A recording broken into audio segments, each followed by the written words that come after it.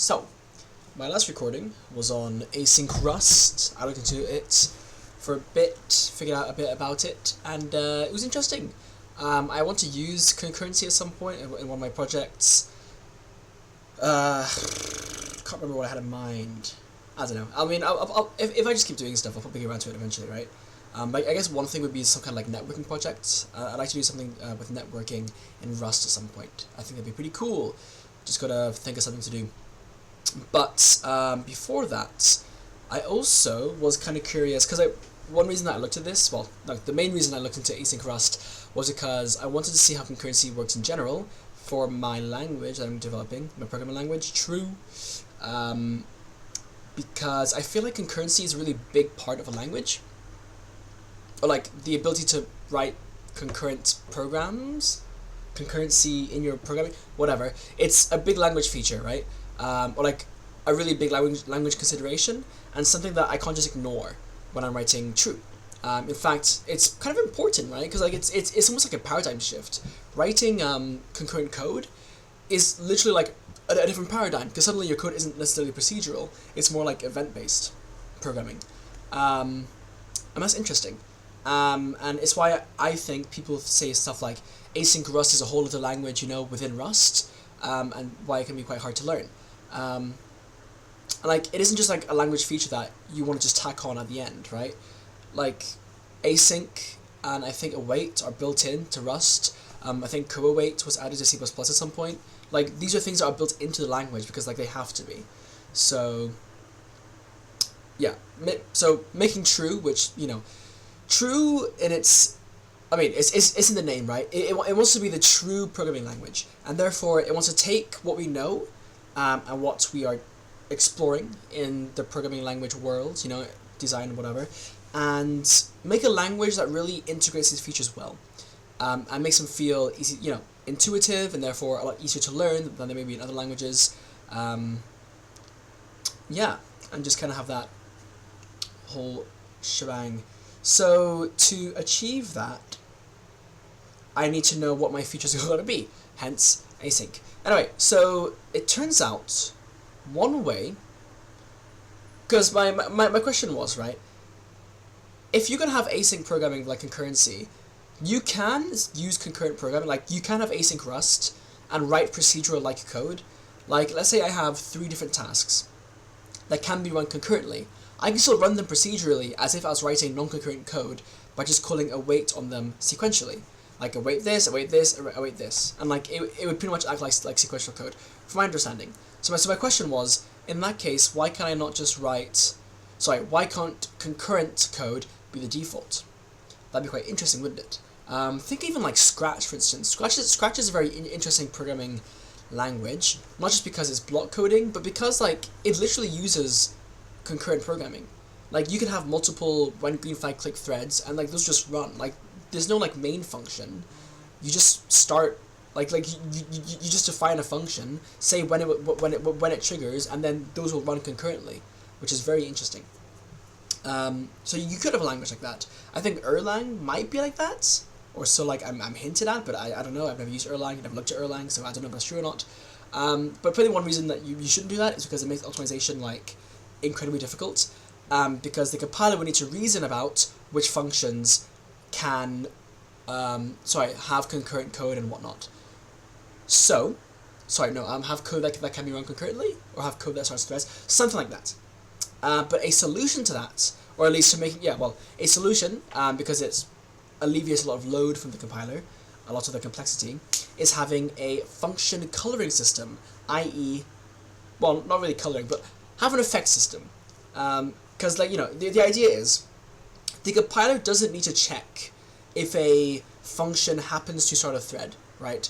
If the function signature has the effect that says thread starting or something like that, because then what happens is rather than the compiler having to check the function call stack, right, or the call graph, and check, okay, this function's called, is that concurrent? Okay, no, it isn't. This one is. Okay, yeah, it calls this, so let's follow this one. Like, it doesn't have to do that if you just put the effect in the function signature, so then the compiler can figure it out when I define the function instead of when I call it.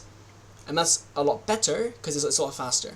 So then instead, the compiler will check the call graph and say, okay, does this function open a thread? Well, yep, it has the effect, so then we're going to assume that it does, and therefore maybe I can't do certain optimization, or maybe I throw an error because I said that this function doesn't open a thread, therefore the other one shouldn't either, that it calls, which is very cool. Because before that, I didn't really have an idea of how I could use effects. Well, not I, but like I didn't really understand how effects were useful. To me, it felt like almost like some like very, I don't know, like a more specific exception system that didn't really sound very appealing. But with this, suddenly like it makes sense, you know. It's clicked for me. So a language that I'm aware of that uses effects is Verse, the new language by Epic Games, right, for Unreal Engine, and that's very interesting for a few reasons. First of all, it uses effects, which is very cool. Second of all, it has people working. The people who've worked on the language, I'm told, are people who've worked on stuff like Java.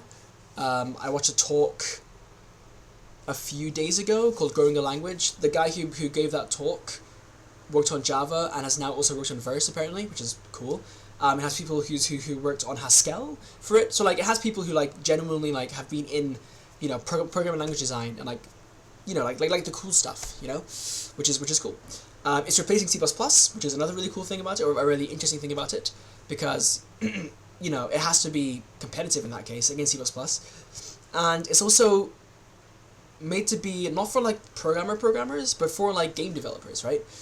So people who aren't necessarily like as invested in programming. I mean, like they sunset blueprints to focus on Verse. So that too, like concurrency, like async Rust is notoriously difficult because it forces you to learn to learn Rust properly. That's the idea. So when you have a language with effects, and I assume also concurrent programming happens in game development, I wonder then, does Verse make that easier? And like how much easier? How like how accessible is it as a result? So there are reasons I want to check out Verse besides the effect system, but the effect system is definitely a big motivation for me. I could check out languages like Kojo and stuff like that, because I know those are like effects languages that are even built to research effects, but I don't know. Maybe.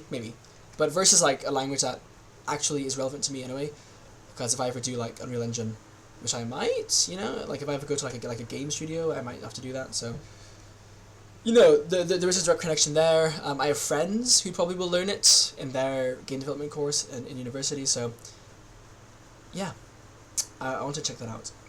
So I'm not actually entirely sure. Well, it is a fairly new language. There is a book of Verse, first of all. I think that's what I'll be reading through. But there's also, yeah, like there isn't like an explicit website per se for it. There is this one though, which was like I guess starter guide on the official Epic Games website. So I will. Should I read this first, or is this already covered? Nah, I think this covers it already. But yeah, anyway.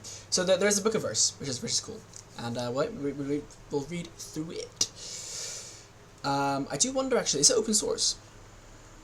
Because that'd be awesome. I mean, here's a docs. It'd be kind of awesome if you know, since it's early days, if I could like contribute and like find a typo and fix it or something, that'd be kind of awesome. Not that I'm expect to, but I can say I worked on Verse. This is Verse Lang, yeah. So it's got its own repo, and there's only the book. Okay. It's open source. Verse Lang GitHub. Verse Lang Verse. That's a different account. It's weird. Is this official?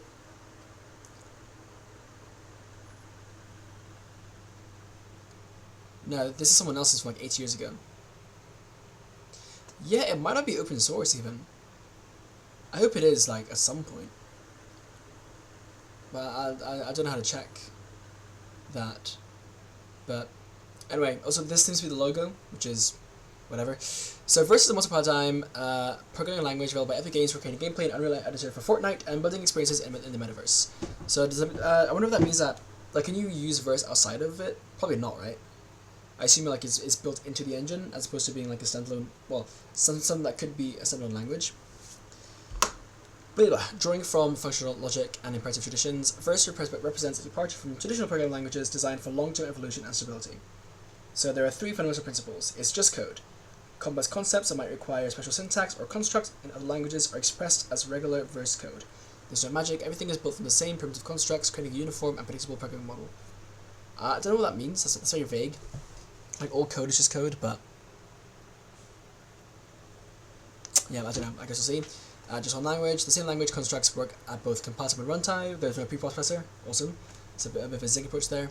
I don't wonder if there are macros. What you write, like, was it like Rust-style macros?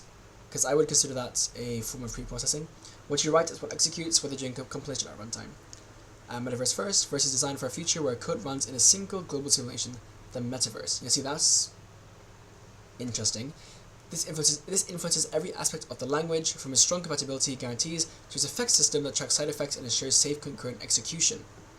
Notice here, the effects system, which I was talking about, not just because, like, I thought it was mostly just for side effects, but I think that the stronger stronger intrigue is that it ensures safe concurrent execution. So that's already good to see here highlighted. That means my suspicions were correct. I don't know what this means, by the way. Like, the metaverse? Like, what's that got to do with, like, does that, yeah, like, I don't know what that really means. Like, design for the metaverse? I guess we'll see again. Anyway, it aims to be simple enough for the first-time programmer to learn, with consistent rules and minimal special cases. That's cool. I mean, that's what I want for my language. And, you know, that's one reason why Verse is so interesting, because it has to be simple enough for first-time programmers, for game developers who aren't looking to become, you know, software engineers, but just make a game and be able to code in it. Well, code it up, right, without using blueprints. It's expensive enough for sophisticated game logic and distributed systems, with advanced features that scale to large code bases. So it scales well, or so it promises to. It's interesting. Also, by the way, consistent rules and minimal special cases. I'll be interested to that. Safe enough for untrusted code to run in shared environments with strong sandboxing and effect tracking. Okay, sandboxing is interesting. Not something I've really looked into, because why would I? But, like, there's sandboxing, you know, like, for a language itself. Yeah, I guess that's more of like an effects thing, right? Like, the ability to sandbox. Like, let's say I want to restrict, I don't know, I/O. I could just not allow I/O effects, right? Whereas that's a lot harder to do, like, with other languages, which is why I assume I haven't really heard of sandboxing on a language level much before. But that's cool. That's actually really cool. It means that, like, let's say, like, one issue I have right now with C++ is that, let's say I want to make a tool that dynamically loads libraries, right? Or dynamically links libraries, or has dynamically linked libraries, so DLLs. The issue is, if someone injects that, they can easily have malware. Whereas if granted, they probably still could, but, like, if there was such a system where I could dynamically load Verse code, then I could sandbox it. So I could restrict I/O, I could say, yeah, like, they can only do certain things, they can't, like, open a network portal and steal my users', you know, private data. Like, they can't do that if I can sandbox it. It says strong sandboxing, though, which makes you wonder, like, can you bypass that in any way? Because, like, otherwise it would say strong, right? Like, sandboxing, like, saying strong sandboxing implies that there is weak sandboxing. And saying strong also implies not impenetrable, so fast enough for real-time game simulations with an implementation that can optimize pure computations aggressively. Yeah, it could be fast. Fast enough. So I wonder how it compares to C++, for instance. I mean, that's the main competitor, right? Like, would there be a reason for developers, for like hardcore developers, let's say, to still use C++? And stable enough to last for decades, with strong backwards compatibility guarantees, and careful evolution. Okay, I'm curious about the backwards compatibility, that'd be cool as well. Waivers. Traditional programming languages carry decades of historical baggage and design compromises. Verse starts fresh, learning from the past, but not being bound by it. It's designed for a future where code lives forever in a persistent metaverse. Again, don't know what that really means. Millions of developers contribute to a shared code base. Right, so will it be open source if not already? Programs will be safe. Hold on. Unreal Engine verse open source. Okay, so it's not open yet, but it will be. Programs must be safe, concurrent, and composable by default. Notice, safe and composable by default, and concurrent by default. This is what I've been looking for. Because, like, if you get, you have to understand, concurrent code is such a big deal, because, like, it improves performance massively. If you have a language, like a systems programming language, that has concurrency by default, and it's safe, and it composes by default, you have created a language to replace Rust. So, you know, there's a market there. Backward compatibility is not optional, but essential. It's not optional, but essential. For, like, optional for the language, I guess, right? Not for the developer. The boundary between compile time and... Or is it, actually? I wonder about that. The boundary between compile time and runtime is fluid. We're to dive in, so with built-in types, understand versus fundamental data types. I wonder how that will be. I wonder if Verse will, I don't know, account for the future of quantum computing. Probably not. Or jump to expressions, see how everything in Verse computes values. Is it expression based? I wonder. Like Rust doesn't look expression based, but I believe its AST is abstract syntax tree is expression based, contrasted compared to like C++. So I wonder how that will look here. For experienced programmers coming from other languages, like the failure system and effect section highlights some of Verse's distinctive features. Okay, so key features. Everything is an expression. Okay, in Verse there are no statements.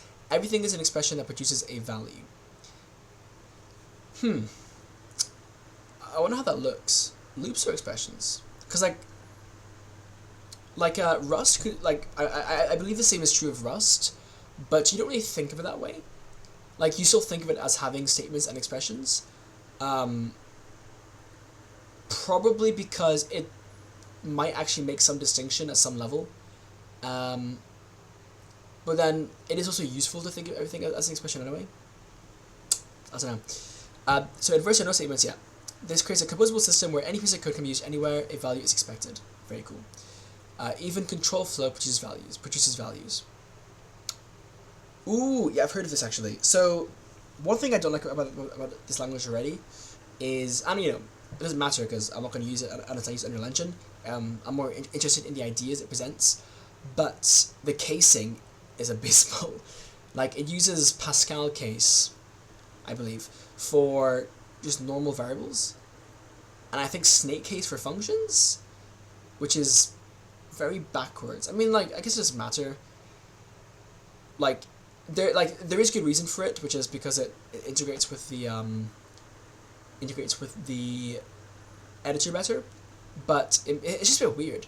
Variables and functions are Pascal case, I think, and then you have types being snake case, which is weird. But to be fair, we get used to it anyway. But anyway. So here we have an if statement, if condition, in brackets. Keep in mind, then yes, else no. There's no semicolon, and we have this. I forgot the word for it, but colon equals, right? Which I assume is for type inference. I wonder if it has reassignment even. Surely. And then loops are for expressions as well. Sorry, loops are also expressions. So for x array, x times 42. I wonder what that could possibly return. It says for x in array, x times 42. So is that like a map function basically? Or is it a function? I don't know how that works. Failure as control flow. Also keep in mind syntax here, no semicolons. I might have already pointed that out. And comments use hashtags, which is fine. Failure as control flow. Instead of Boolean conditions and exceptions, instead of Boolean conditions and exceptions, Boolean conditions. Like true and false, I guess. Verse uses failure as a primary control flow mechanism. Expressions can succeed or fail, enabling natural control flow patterns. Right. So it's like built-in result types, right? So square brackets indicate that this function may fail.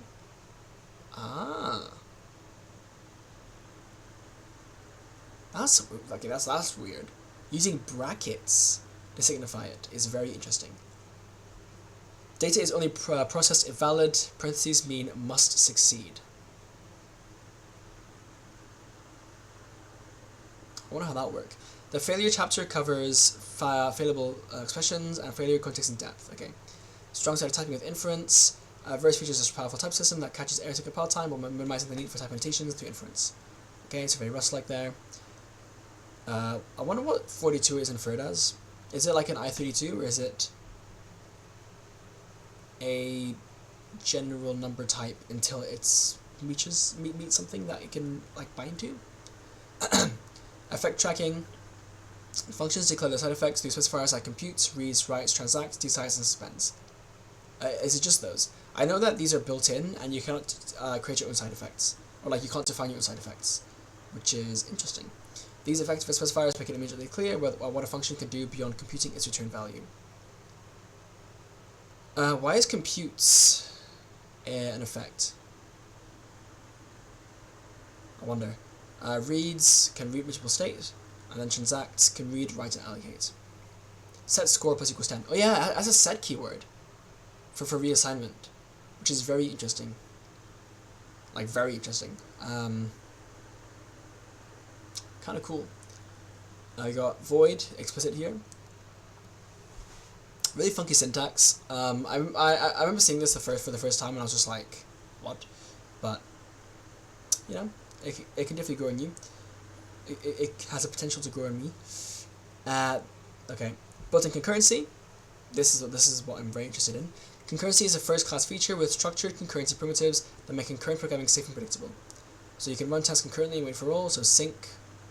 So okay, so there's a sync block or scope. We seem to be using.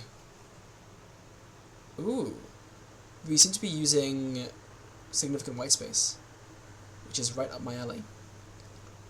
With spaces or tabs, I wonder. Run tasks concurrently for all, so equals sync, task A, task B, task C, cool. Raise tasks and take first result. Nice. Speculative execution. Verse can speculatively execute code and roll back changes if the execution fails, enabling flexible patterns for validation and error handling. Changes performed by try and complete operation are committed, else changes are rolled back automatically.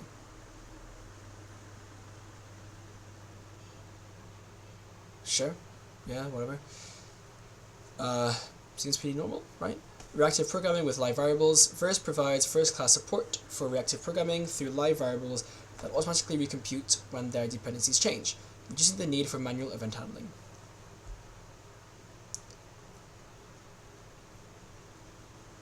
Reactive programming, right. Verse in web development. They recompute when their dependencies change. Okay. So yeah, so also like event handling is also built into the language, kind of. Again, thinking like Scratch. Var max health int is 100. Var damage int 0. Okay, there's a var keyword. Oh, there's live as a keyword. Live health equals max health minus damage. So is it like lazily computed, basically? Health automatically updates when dependencies change. Yeah. That's like a getter, isn't it? That's effectively a getter, like a function. Which is cool. I'm a big fan of the idea of getters and setters and having, you know, a nicer way to have them work in the language. Health automatically updates when dependencies change. So here's 20, then it comes 130. Okay. Again, set keyword. Reactive constructs for event handling. When health is 25, log low health warning. When. Okay. Cool. I think Unity has something similar. I can't remember now. But yeah, that's very, very good. Verse provides a foundation for building, like, this here just makes programming so much easier for everyone. It keeps going on about, like, the metaverse, bro, like, the idea of metaverse sounds cool. I just don't know if I want Unreal Epic Games to be the one behind it. In the same way, I don't care, like, about Roblox having a metaverse, because I'm not going to play Roblox, or, like, use Roblox to access it. But whatever. Well, I mean, I don't know. Like, I see the appeal in a metaverse, but I personally just I'm not interested anyway. By the way, why do I do this? Let me open Obsidian so I can take notes. Should open new Vim, nice. Make a note here. Yeah, edit anyway. We're gonna call this I don't know, the Book of Verse. Yeah, Book of Verse. I give it a date, which is just now. Today's date. Oh, my day's end. Right. Book of Verse. Yep. Title, Book of Verse. Authors. I don't know, bro. Epic Games.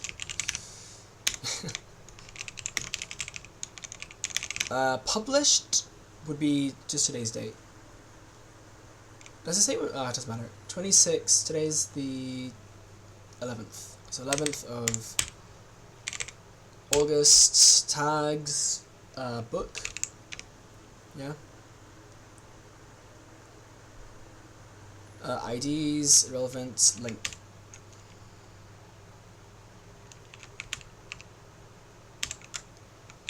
Okay.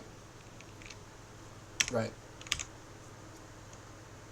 So I'm gonna like kind of skim past these for now, and take more notes in the other sections.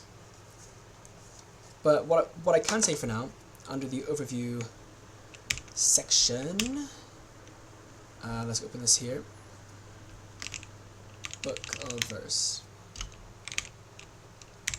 So this is overview. The built-in features like the first class concurrency and live variables. Honestly it makes me think of Scratch. Scratch's paradigm. I wonder if Verse took inspiration from that, considering Scratch is extremely accessible to beginners.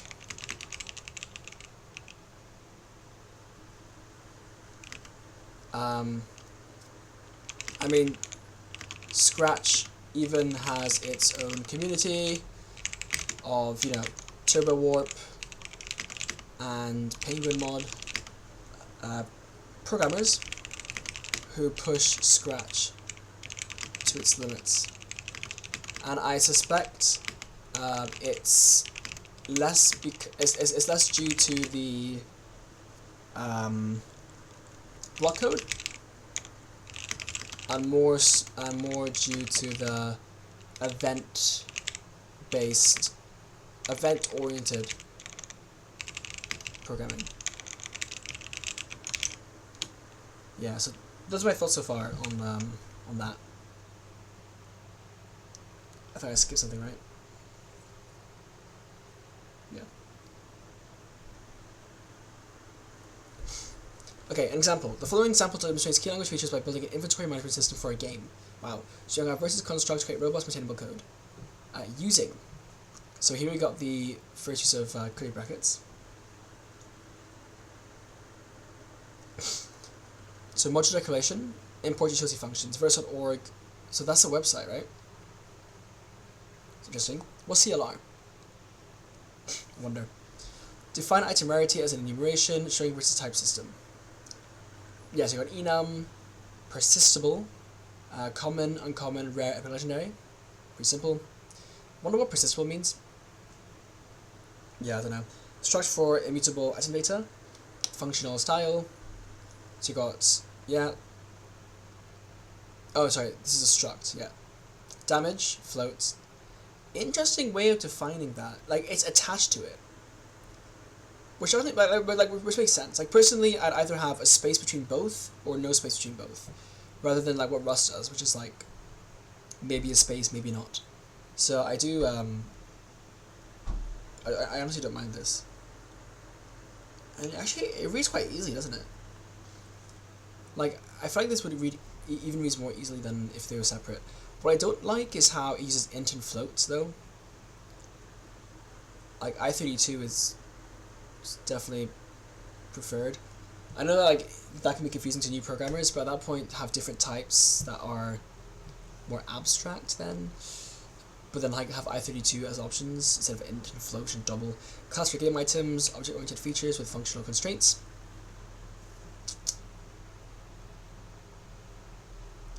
Sorry, immutable item data. So is it only immutable? I wonder. Got a final class here. Class for game items is OOO, okay. With functional constraints. So game item equals a class, is final persistable, name string, rarity item rarity. Is that a default thing? Also a struct's always, yeah, immutable, I don't know. But it seems like we have default values, which is awesome. Rust doesn't. Item rarity.common, stats, item stats. Is that a constructor? Perhaps. And stack size int equals 1. Okay. Method. Okay, so there's a method there with decides effect can fail.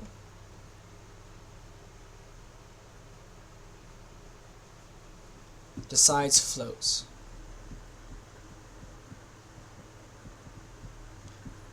So we got a case.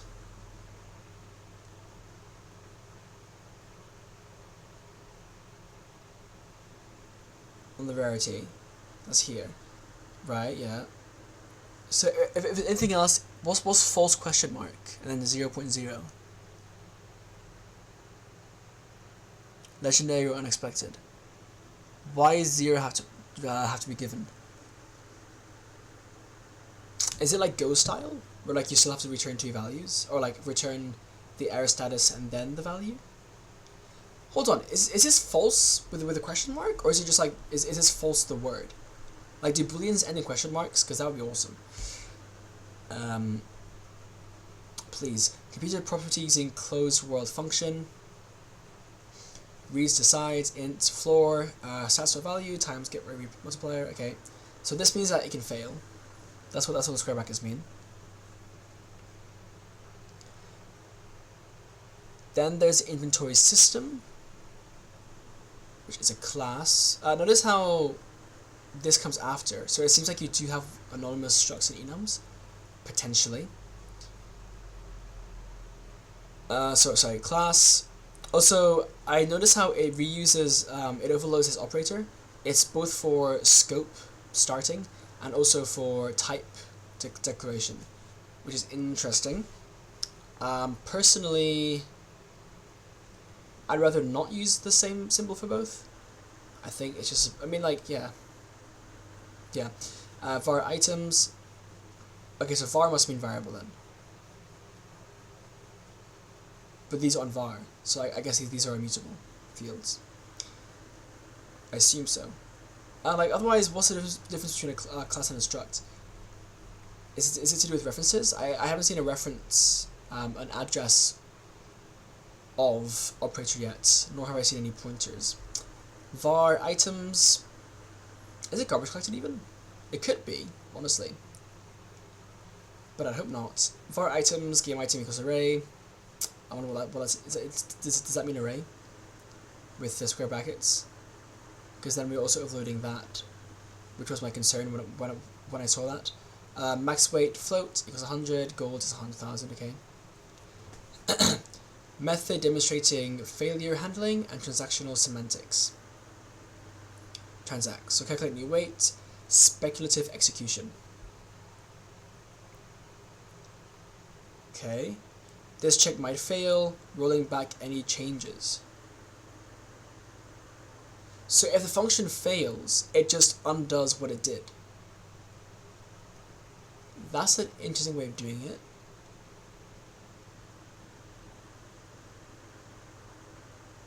That means it can't partially fail. If it fails, it just completely resets. Interesting. Also, why is it just thrown in like this? Like, there's no, like, test keyword, it just returns a boolean, which is a bit funky. Almost like you're asserting it, right? Only executes if wait check passes. Also, I assume it rolls back at runtime, so that's actually really, really interesting. It means you don't need to have like runtime errors. It just rolls it back and continues, I guess. I mean, I'm sure you could write that anyway, but like this is just like an easy way of doing it, I guess. Unless, yeah. Only exclusive wait check passes, set items like use array, yeah. And then print, we have string interpolation here. Then method with query operator and failure propagation, so remove item, item name, which is a game item. Actually, I've noticed there's no self. The self is implicit. I wonder what implications that has. Method with query operator and failure propagation. Remove item, right? So removes item, game item.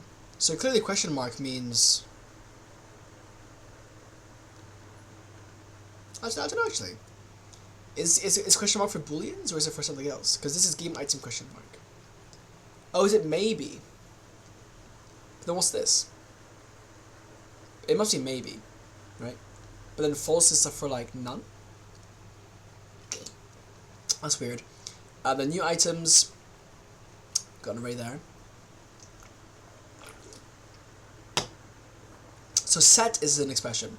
So for item and items, okay. Not is a keyword here. Good sign. Hopefully the same is for and or. If item name equals item name. So if item.name equals item name. Ooh. Single equality operator. Interesting. And it works because set is used there, right? And then you have not.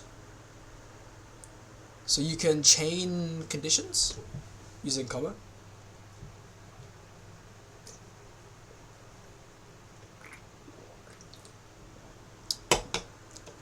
Right? Rather than like using and. That's kind of weird. Okay. Not removes item. Again, like that's a question mark. So is that a boolean? Are optional values just false or something else? Which means a boolean is just false or subunit value. I don't know. I don't think I've seen true yet. Okay, so removed item equals option item. Yeah, so removed item is an optional. So this this is checking not so okay, yeah, it's kinda weird. So not removed item is checking like if it's empty basically. Not my favorite way to do that, to be honest. I'd prefer if it was like it's empty, but it works. And then you have this. New items plus equals arrays. Okay, so you can concatenate with plus. Also not a fan of that. I prefer if there's a different operator for concatenation, but okay. Purchase with complex failure logic and rollback. So shop item, transaction decides, is void. Okay, so any failure rollbacks all changes. So price, surely rollback is like a bit costly though, isn't it? Like, maybe it's specifically for concurrency to work, the rollback.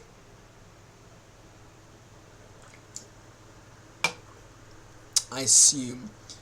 Price, shop item, not get effective value. Okay. Yeah, I still like how like they're thrown in like this, you know. It doesn't read very well. Set gold equals gold minus price. Why don't you minus equals here? I saw plus equals somewhere else, so I assume that could be minus equals. Try to add item, might fail due to wait, and this signifies possible failure. I prefer if like instead of using like this, it uses like a bang or something, an exclamation mark, rather than different brackets. Because like this looks like array access. All succeeded, changes are committed. Assuming that arrays also use the same syntax, I don't know yet.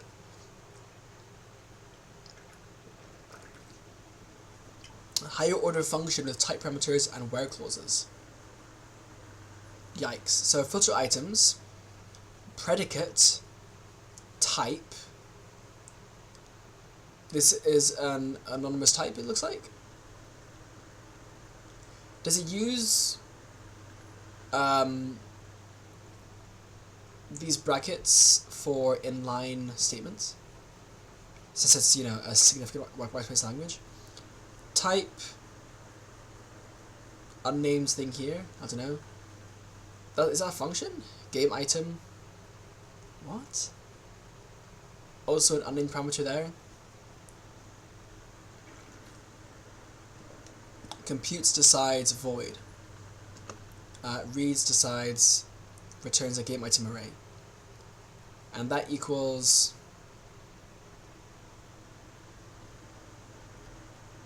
for item and items, predicate item item. What? Yeah, so clearly a for loop as an expression is like a map function. Or like a filter function even. Like a map and filter, I guess? Like this is the mapping. I mean, well, not really. This like tells you what you're iterating over. And then the predicate would be the filter. And then the map goes in here. So it's pretty cool. It means that you don't need map functions or filter functions. You can just use for loops, which is quite nice. That's very attractive.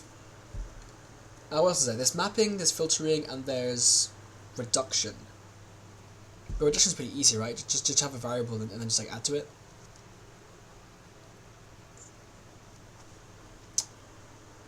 Or make a function for it. I don't know. Get to the weights, transacts, float. Yeah, like look, like literally this is a fold. We have item items, set total, and then just plus equals items or stats.weight. So, this is a cool thing that I haven't seen any language use. Why doesn't Rust do this? Like genuinely.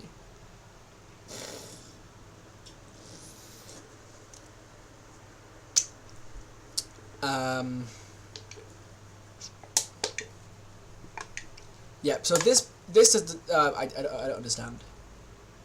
I think it's called predicate, right? So that's not built in. But this type thing is weird.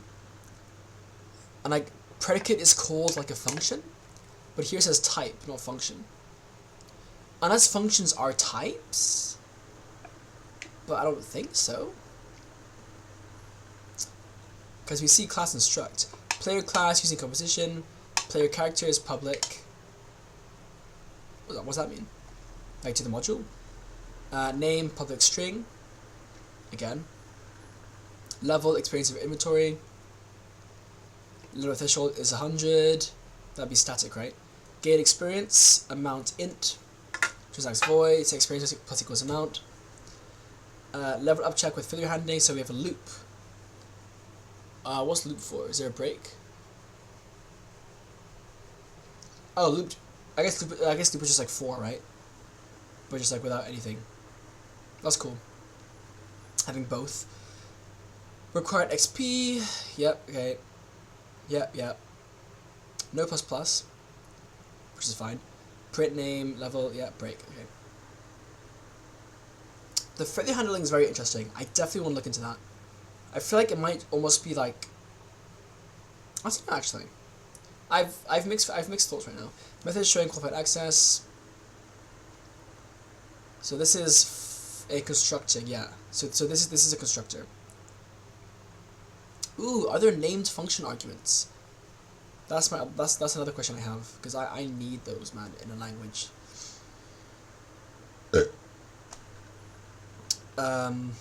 Yeah, name, rarity, stats. Okay, so this is game item, which I think was defined like up here. So these are public? It doesn't say public, but I can construct them, so. Or maybe the default constructor is just that. Can I overload? the constructor then. Item stats, damage, weight, and value. Item stats was a immutable struct, I thought. Yeah.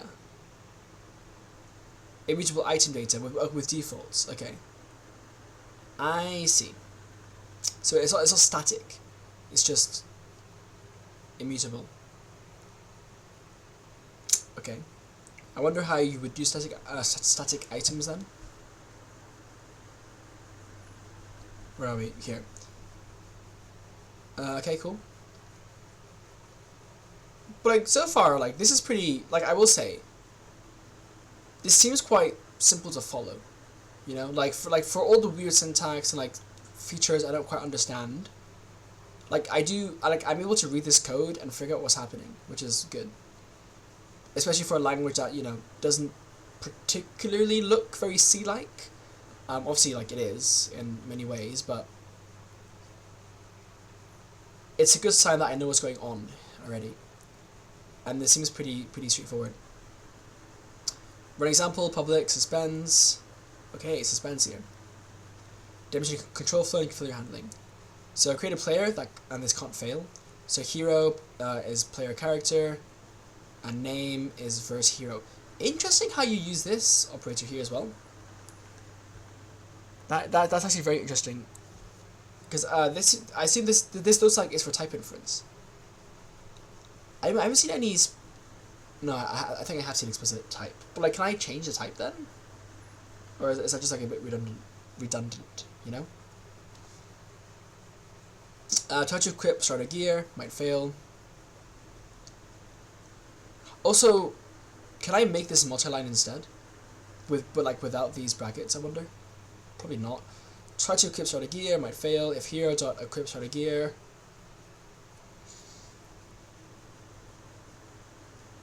Yeah, like I'm not fed out of this pattern either. If and then like something that obviously isn't a boolean, but like like I'd much rather have like an explicit if hero dot equip starter gear like doesn't fail.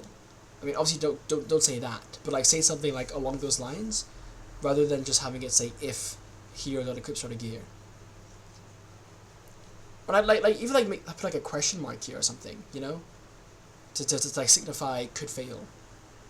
Print here could okay.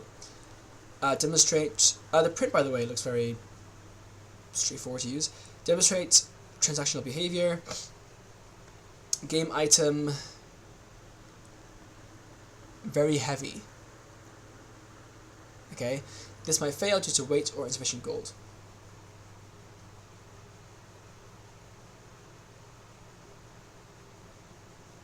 Okay, use higher order functions with nested functions function predicate. Is rare or legendary I, game item. Item rarity dot rare or item rarity equals item dot rarity dot legendary. What? Nested function predicate.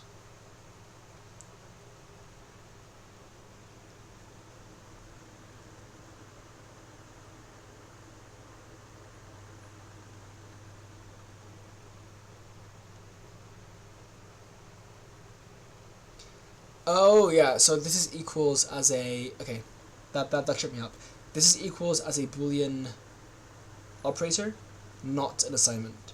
So it says this or this. Okay.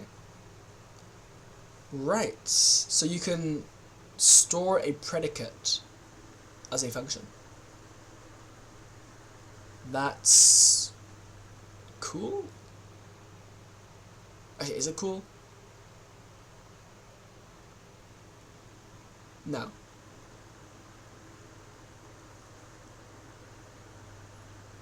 No. This is pretty normal, I guess, actually. But it's void. That's weird. So is it not a boolean type in this language then? If it's a boolean expression, it just shows void, and then you just use the brackets. That's weird. That's weird. Rare items, here inventory, filter items, is rare or legendary. Okay. This example demonstrates verse in a practical concept. Let's explore what makes this code uniquely verse. It's very, very interesting. So, type system and data modeling. The example begins with a versus which type system. Types flow naturally through the code. Many type annotations are omitted as they can be inferred. When we do specify types, like items, game item, they document intent rather than just satisfy the compiler. Awesome. The item rarity enum provides type-safe constants without the boilerplate of traditional enumerations. What does that mean? The item stats struct marked as persistable can be saved and loaded from persistent storage. Essential for game saves. Why would it not be? Like too dynamic, I guess, maybe? Something like that. The game item... I don't know. The game item class is marked final and persistable, so its instances can be saved and restored. Because persistable data is serialized by value, such classes cannot also be unique. If it wasn't serialized by value, what would it be serialized by? Like a function? I don't understand that. I assume it's something to do with again, like concurrency. Like rather than having it be lazily evaluated, you evaluate it immediately, I guess. So like my question is, can you have live variables inside persistible structs?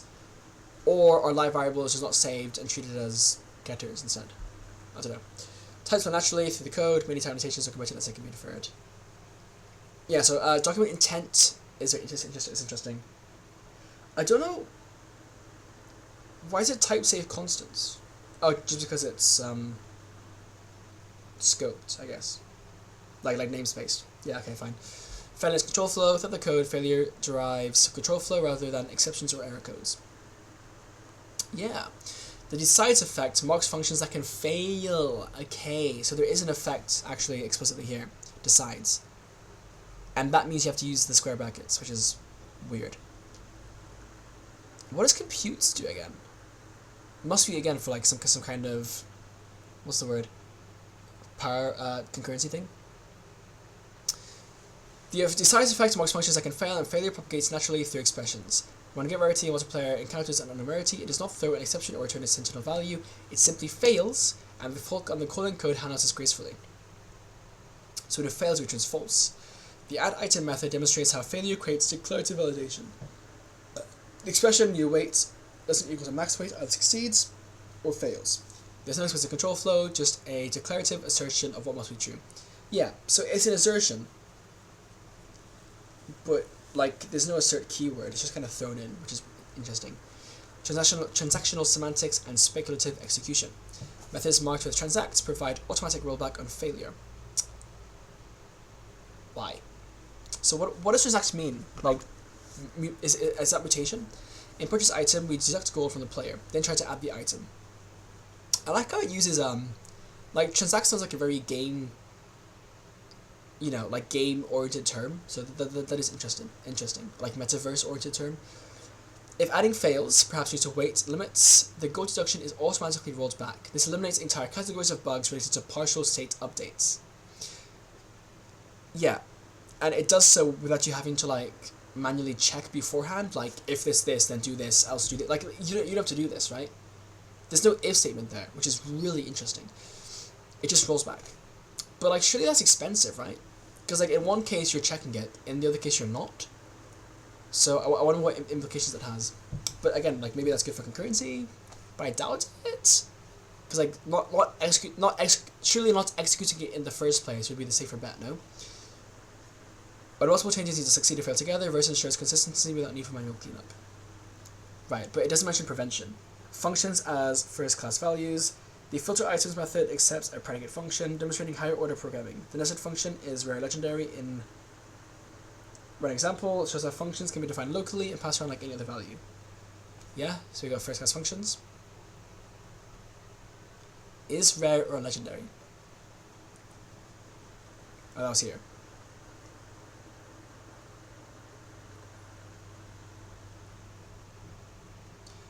I mean, that's just showing it off, right? That could just be here, but I don't like how verbose this is, by the way. It'd be nice if there's a quick way to do this, like just say item rarity equals rare or legendary, for instance. Like have that work somehow. and do that by having this be, you know, deduced.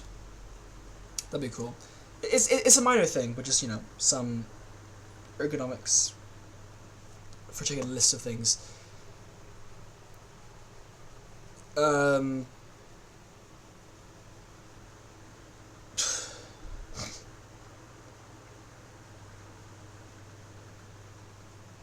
This functional programming style combines naturally with the imperative and object-oriented features, optional types, and query operators. The inventory removal logic uses optional types to represent values that might not exist. The query operator extracts values from options, failing if the option is empty. Ah, okay. So what's false question mark? This eliminates null pointer exceptions while providing convenient syntax for handling absent values. I didn't understand the false here.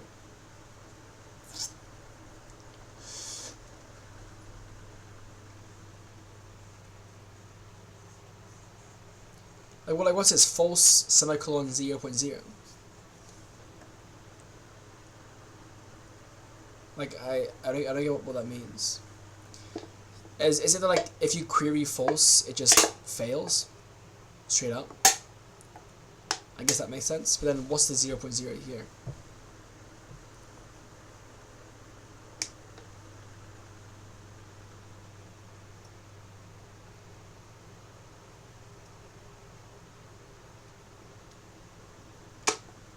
Okay. Pattern matching and control flow. The case expression in get variety multiply demonstrates pattern matching. Unlike a switch statement, case is an expression that produces a value. The underscore, hold on. Okay, the underscore provides a catch-all pattern. Sorry, is there switch statements in this language as well? Like I assume here it's referring to C switch statements, but I don't know for sure. The underscore provides a catch-all pattern, though in this example it leads to failure. The if expression similarly produces values that can bind variables in its condition. Cool. The compound conditions, well, I say cool, but you don't like they really don't need to be separate, man. The compound conditions show how multiple operations can be chained with automatic failure propagation. Yeah, without using and, which is kind of strange. The code begins with using statements that import functionality from other modules. The path-based module system ensures that dependencies are unambiguous and permanently addressable. Path-based, okay. Access specifiers like public control visibility at a fine-grained level. Yeah, but I assume that path was a network, right? Or maybe not, I don't know. Access specifiers like public control visibility at a fine-grained level, okay. Yeah, whoops.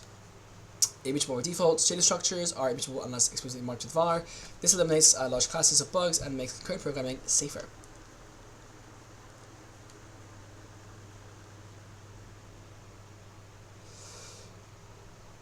Yeah, I don't know.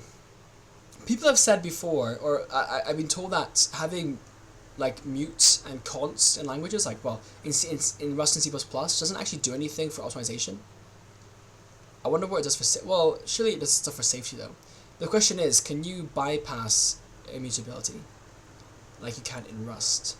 Or rather, do you ever need to? That's what I'm wondering there. When we do need mutation, it is explicit and tracked with the effect system. Okay. Naming conventions.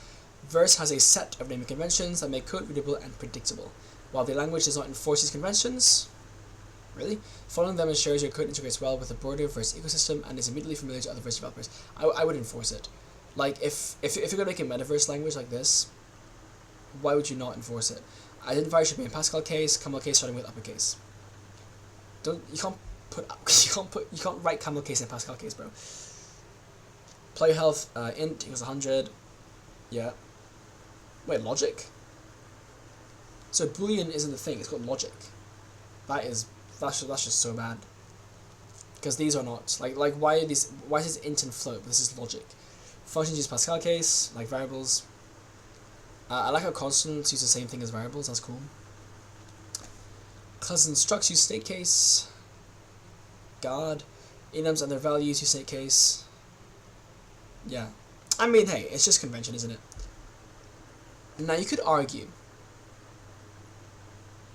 Well, no. I mean, the argument is that,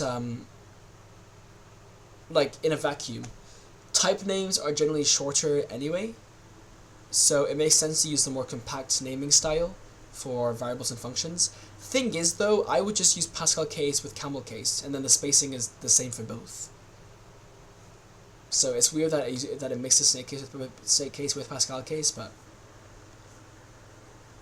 yeah, it's fairly minor, but I do care. Generic type parameters use single lowercase letters or short descriptive names. Find array type T, so just a T array. Single, do they have to end with underscore T? Target T where T is type. Oh. So can I just put type instead? Or something. That's an optional int, okay? Equals false. Discursive names for complex relationships, transform, input in T, out T. Okay. But there is where. Processor. I don't get this, by the way. Type. So it's not an anonymous type, per se. Is it? Like this is an anonymous function, right? So why does it have type? I don't understand that. Module names always use Pascal case, including path segments.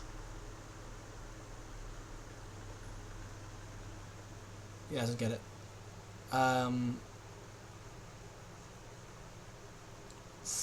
Like, yeah, it's .com, right? So is that from the website, or is it just the name of the folder? I genuinely don't know. There's a module keyword. What? That would be interesting. Class and struct fields use Pascal case, and methods follow the same Pascal case convention as functions.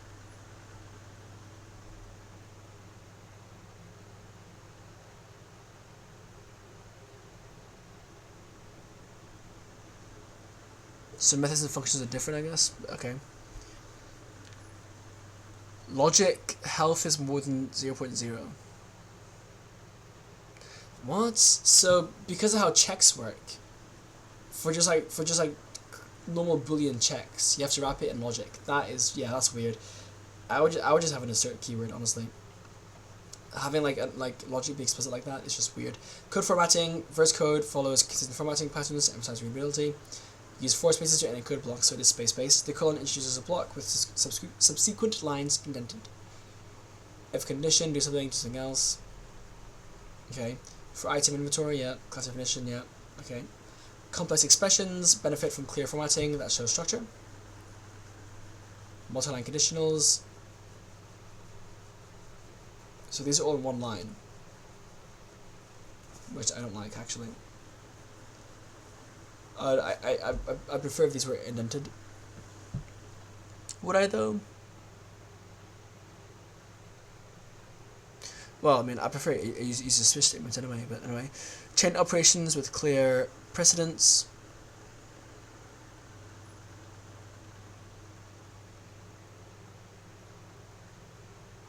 Okay. So space damage times, and then the new line. Not base damage, and then new line times. Which is interesting. I wonder if that's even enforced. Pattern matching with aligned cases. Yeah. Functions follow a consistent pattern with effects and return types clearly specified. Ooh. My core.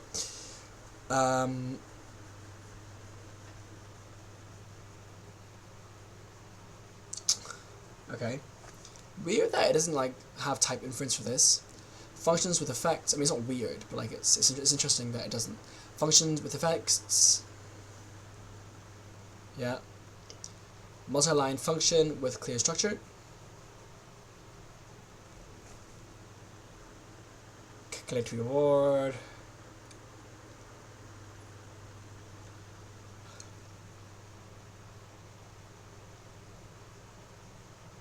Okay, cool.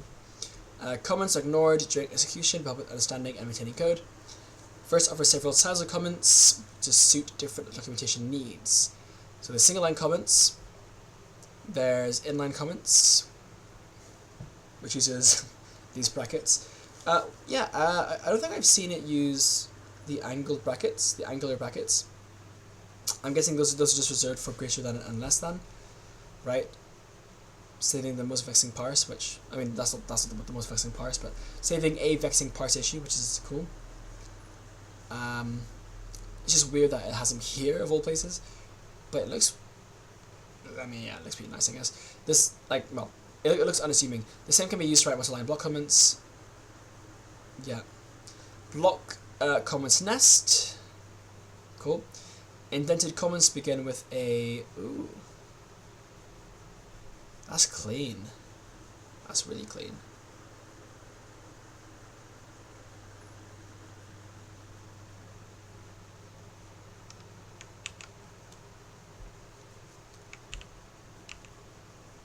N here.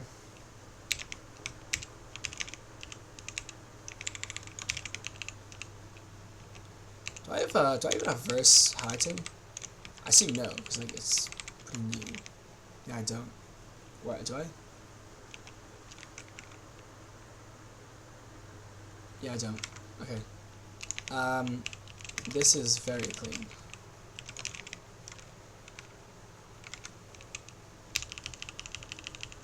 Bit of space there. Yeah, a good use of, well, a good taking advantage of significant white space in a cool way.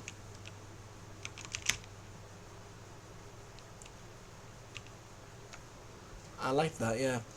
Syntactic styles. Verse offers flexible syntax to accommodate different programming styles.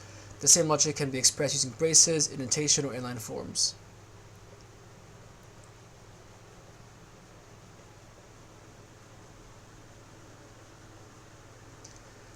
Allows you to choose the clearest representation for each context. The base style uses curly braces to denote blocks, familiar from C language. See, this argument allows you to choose a clearest representation for each context. The thing is, clearest is so subjective. Like something like this. Like, this should just be this. Or this, I don't know. I mean, I'd prefer this, but like, I don't like how it gives you the option for like something that's so subjective. For simple expressions, the inline system keeps anything on one line. The dotted style uses a period to introduce the expression. If score, then excellent, else if, then good, else is improvement. If score dot excellent, else if else. That's weird. Why is it even a then?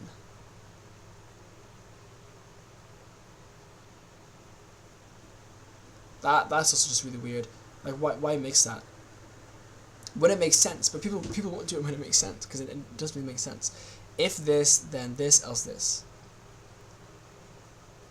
But like, you don't even need this. Also, there's an and here. All these forms produce the same result. The choice between them is about readability and context. It becomes less readable when people can choose arbitrarily. Use braces when working with existing brace-heavy code. Why would you though? Like, there shouldn't be brace-heavy code in the first place. Annotation for cleaner vertical layouts and inline forms for simple expressions. Yeah, nah. I'm not gelling with this one.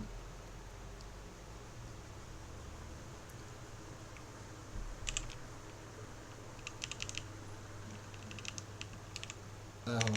Comments. This actual name. And what does it say here? Syntactic styles.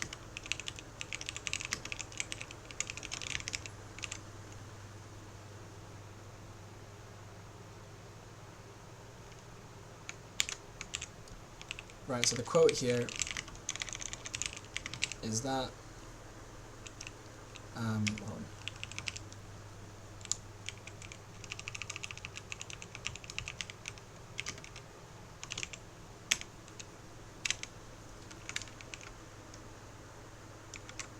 I disagree. Hold on. This seems to me like a... Okay, this seems misguided to me, since the choice between, you know, indentation and braces for the situations shown is less about clarity and more and really just comes down to subjective preference, which will you know, in the long term, well, which will overall hurt the language's readability due to people using contrasting coding styles for no real reason. If there are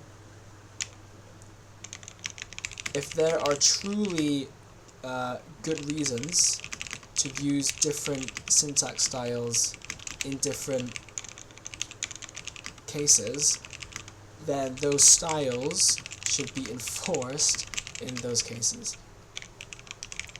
That's my take. Okay, and that's it.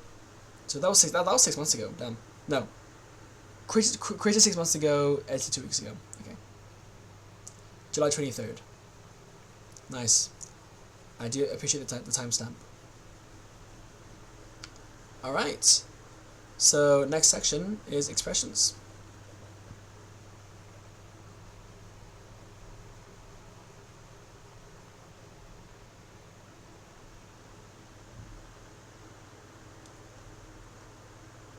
Right. King of Crimson no Noryaku. Aha. Greek pita with halloumi cheese. Bro, oh my god. Greek food? I mean like Greek yogurt, Greek pita, Greek flatbread, sorry. Greek halloumi cheese, I mean that's Cypriot, but still, you know, close enough. Gyros, I mean, Greek food is so good, man. And, well, at least that I've tried. Do Greek have like a hummus? Like, I need hummus like a... There is Greek style hummus. Yeah. Man, like Greek food is like I love that side of Arab food. With like the shawarma, so you got like gyros, you know, hummus, you've got Greek style hummus. Halloumi is just its own thing, which is awesome. And the flatbread, you know, like it's just, you know, I miss my hummus from Qatar. That's like the one thing I miss from Qatar, low-key. Anyway, because shawarma here is kind of not that great. There's one place that does good shawarma, it's Kurdish style, because I don't love Turkish style shawarma. I don't think it compares as much to the like Gulf one. Kurdish shawarma, I know Kurdistan is like a massive fucking place, but like that like overlaps different countries. But the one near me is good, but they never have lamb, and I'm not a huge fan of chicken, so tragedy. But yeah, man, like, oh my days, look at that. It's like a Greek taco, but it's just halloumi.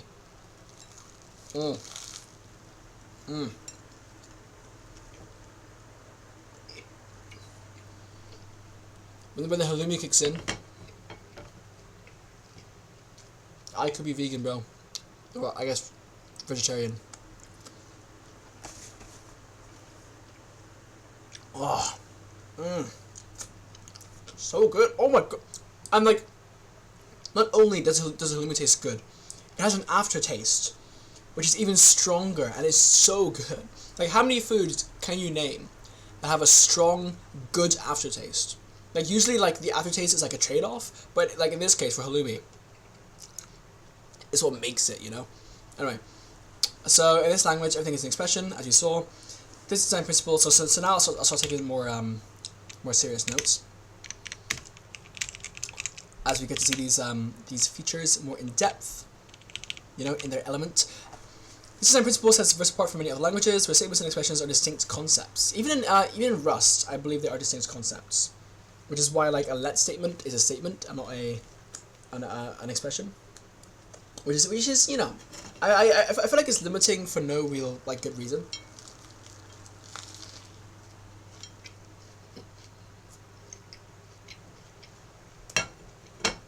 What you do have is sequential, expression chaining though. Mom. Okay. All my lettuce fans, lettuce sucks, man. Like, it tastes fine, but like, first of all, it doesn't even provide that much nutritional value. That's a scam. Second of all, it takes away so much taste. Like, the taste is so overpowering. I don't understand why you would like lettuce so much. And it's like you don't like everything else you're eating. So I'm gonna eat that separately. But man, the halloumi by itself, and the bread too, like that's good. Usually I don't even like bread that much. Like Greek pita bread is just something else, you know. Like I keep saying pita bread. I mean flat bread. Every piece of code you write produces value. Even constructs you might expect to be purely side affecting. This creates a programming model where code can be composed and combined in ways to feel natural and predictable. Okay. Yeah, I'm just gonna finish eating. And we're back. So, everything is an expression. The atomic units from which more complex expressions are built, right? So they're primary expressions, then those can build up to more complex expressions. Cool, you know. In my language, I have atomic types, but not really atomic. You know, I really thought about atomic. I don't know, control flow things, instructions. Okay, yeah, but expressions. Literals, identifiers, parenthesized expressions, and a tuple construct that provides lightweight data aggregation. Don't like tuples. Literals, basic values. Literals are source code representations of constant values. What's that mean? Source code representations. Verse, I mean, I don't know what it means, but that's a weird way to introduce it. Verse provides literals for all its primitive types, integers, floats, characters, strings, booleans, and functions. So they're called booleans, but there's no boolean type. I'm just saying. That's weird. We'll find out in the next section though, which is titled primitive types. Also, I assume it has specific width integers, right? Or maybe it doesn't. It'd be very interesting if it doesn't. Each type has its own literal. To be fair, if it doesn't have like int32, int16, and all that kind of stuff, then calling it int and float is actually valid. Could probably still choose. Well, yeah, no, yeah, it's valid. Each type has its own literal syntax and rules governing valid values and their interpretation at compile time. Yep. 42.314, classic. You got arrays, which use this syntax, and you got point. That's an object construction. Right. So arrays actually don't even use. That's weird, actually. Arrays are just they must be prefixed with array. It's a bit weird. Because like, where else do you use this sequencing syntax with the commas? You know, I guess here, but like these are named fields. Integer literals represent whole numbers and can be written into two formats. There's decimal notation, which uses standard digits. Yeah. Yeah, decimal, denary. I always prefer saying denary, because decimal, like, I know it's right, like, you're like hexadecimal, I guess. And like, you know, you don't say octenary or whatever 16 is, I guess. Is that hex? It's not. Hex is 6, right? Why is it hexadecimal? Like, I guess like 610, 60, whatever. Got negative numbers, okay. Maximum 64-bit signed integer literals, sure. Hexadecimal notation uses the 0x prefix, yeah. Integer literals must fit within a 64-bit signed integer range. Okay. Bro, who's memorizing? Okay, this is a compile time restriction on what values you can write directly in your code. So our integer literals by default then, therefore, I64. At runtime, integer values use arbitrary precision arithmetic and can go beyond 64-bit limits through computation. Oh. Okay. However, integers exceeding 64-bit range have limited support. e.g. cannot be used in string interpolation or persisted. Right. Bit weird, but okay. Realistically, it shouldn't exceed it anyway. And then, like, unless you explicitly want to use a big int, but I don't know if you can.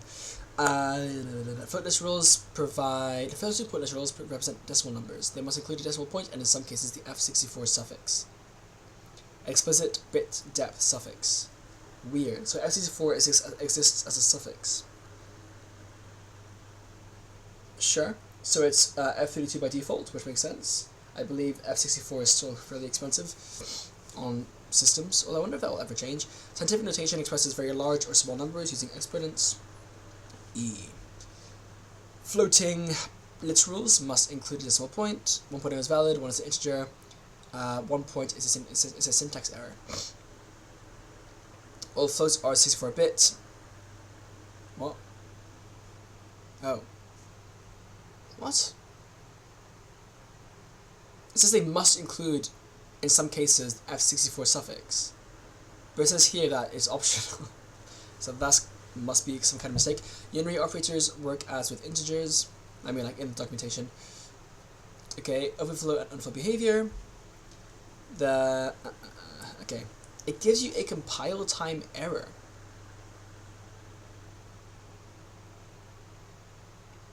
But yeah, that makes sense. Yeah. I don't know how you'd even reach this, to be honest. However, runtime float arithmetic follows standard IEEE 754 semantics.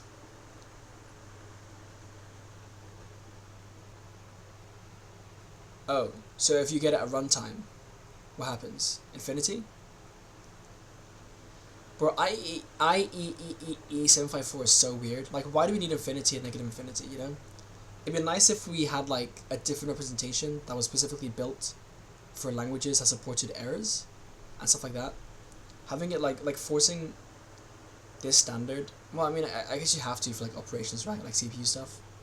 It's just weird, man. Division by 0 produces infinity. Okay, so there's positive and negative infinity. Underflow. No, that's correct. It's a positive negative 0. Underflow produces denormalized numbers or 0. Okay. Float operations follow the semantics. Operations that would produce nan return nan values. Nan propagates during these operations. Like, it's so annoying. Like float numbers have built-in error handling, but you don't, like, you almost don't even want that, you know, because like it's forced. You can't like opt out of it really. I mean, you can, but like it's expensive and like. Calculus rules represent, like, why would I want nan? Like it's separate, you know. I don't like it. Calculus rules represent individual text units versus 2 character types with a different structural syntax. Chart literals represent TTF-8 code units, single bytes. Okay, char32 represents Unicode code points. Why are they called code points, by the way? I don't know, it's just a name, I guess. These are automatically char32. Is this automatically? So this isn't, but this is. It's a bit weird. This is surely a typo, right?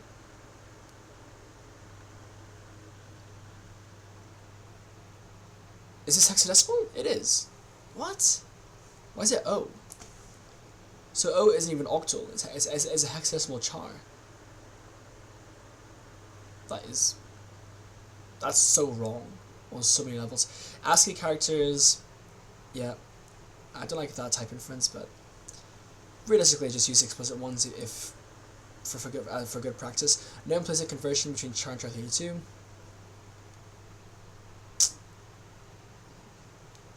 Seriously? Even like going up? It's a bit weird. Escape sequences work in both char and strings. Yeah, okay. There's an escape for less than and greater than? Why? Yeah, why? What are those used for in strings? Ampersand. Again, why? I don't know. What's tilde used for? Numeric character notation works as follows.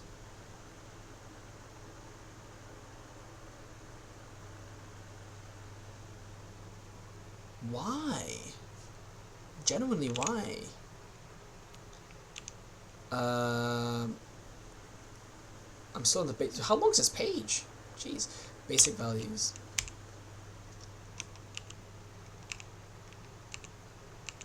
Am I in insert mode? I am.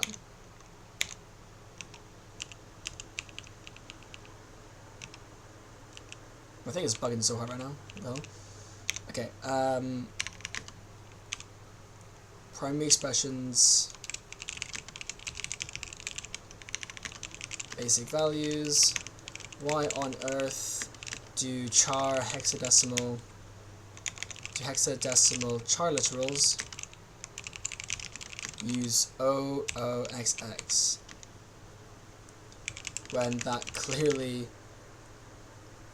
when that historically is used for octals, for octal numbers, for octals? Why not use something less confusing, like 0CXX? Yeah, that one is bizarre. String literals represent text sequences and support interpolation for embedding expressions. Basic strings use double quotes.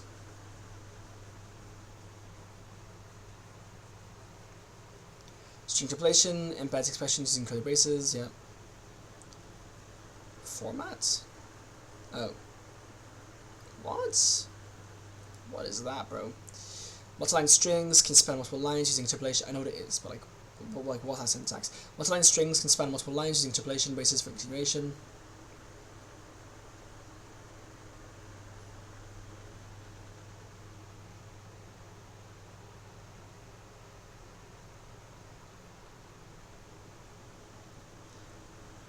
This is wrong. It's like, this is just, that's just bad. Like, that is straight up just bad. Not that I write multi-line strings often anyway, but like, that is just horrific. You can't tell me that's nice. Like, I get it's like automatic, like, yay, you know, we get like a free thing, but like, jeez, man. I'm hoping they add a new, like, this would be easy to add a new feature on top of. That's my guess. My guess is that they might address this in the future. So hey, holy prediction, they will add a different way of doing multiple line strings. But we'll see.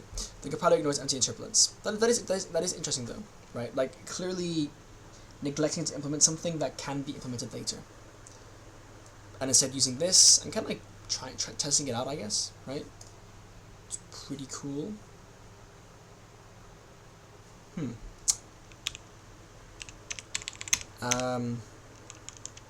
Using BAM for multi-line strings looks ugly as hell, but to be fair, it would be easy to support, well, to add different syntax down the line. So to that end, it's actually interesting that the language will start without nicer syntax. It means it gets to do some research by trialing the syntax first.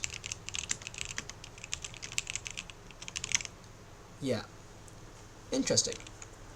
I wonder if I can do that for any of my things. Curly braces must be escaped to appear as yet. There are single bytes. Strings are byte sequences rather than Unicode character sequences. What?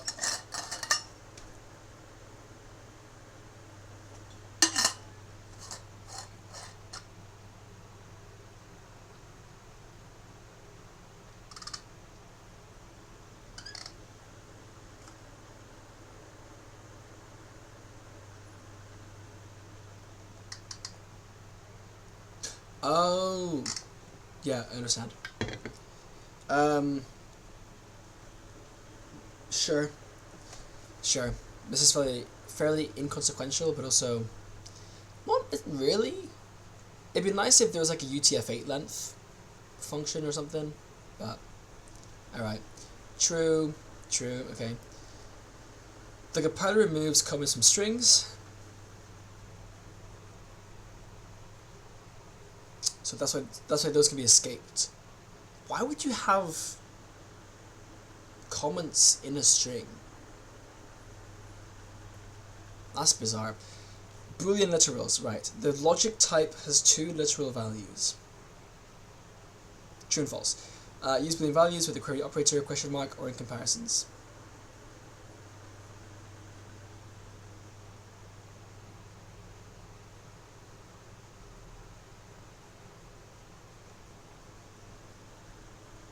Why?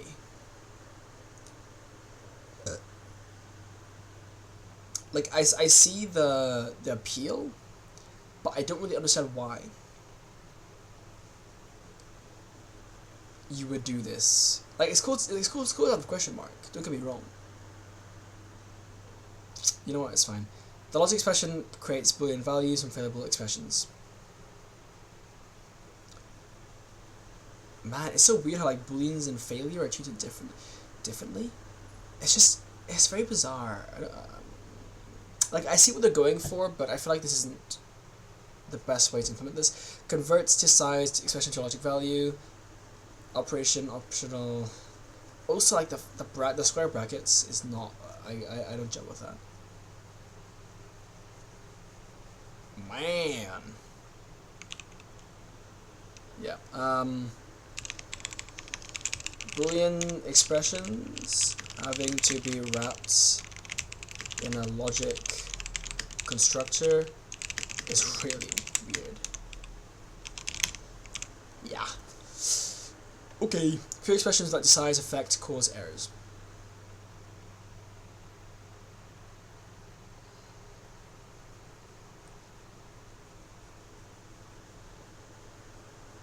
What?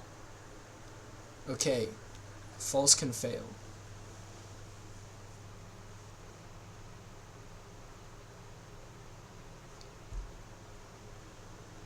Logic 0 has no decisive effect.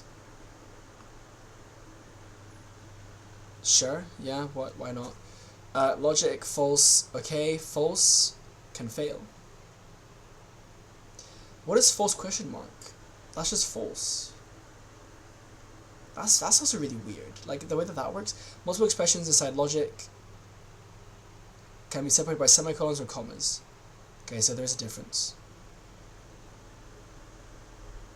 What's that? Same page. Okay, we'll see that later, I think. Yeah, down here. Okay. True, true, true, true. Oh, is it like or and? Please don't be or and. I'm gonna cry if it is. Like, just use and or, I don't understand then.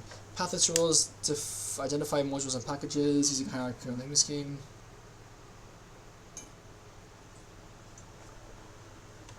Why is this at a library called verse.org? That's really weird. There must be some like good reason for it, like in editor reason for it. Your game play inventory, cool. User at example.com. What? Why is it like an email though? Path syntax follows specific rules.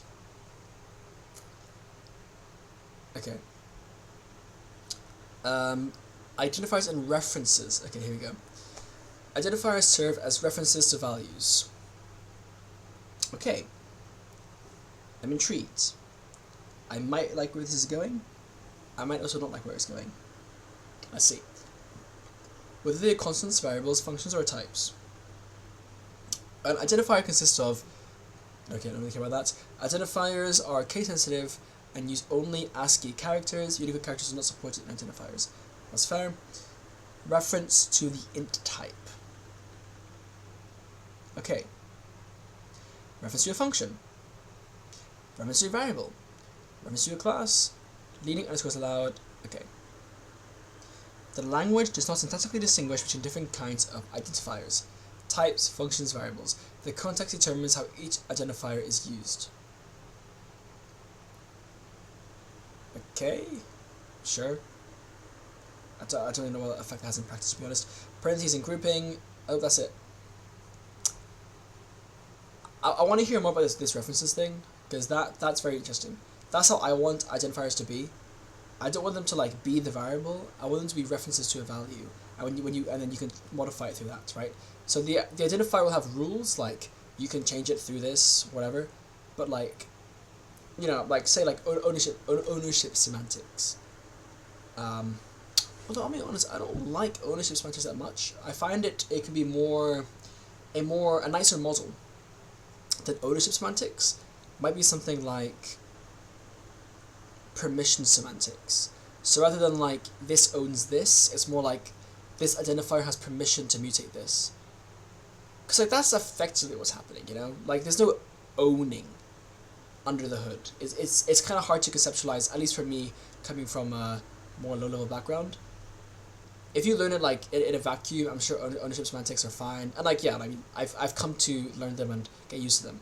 But like I just feel like permission semantics. Yeah, like why not?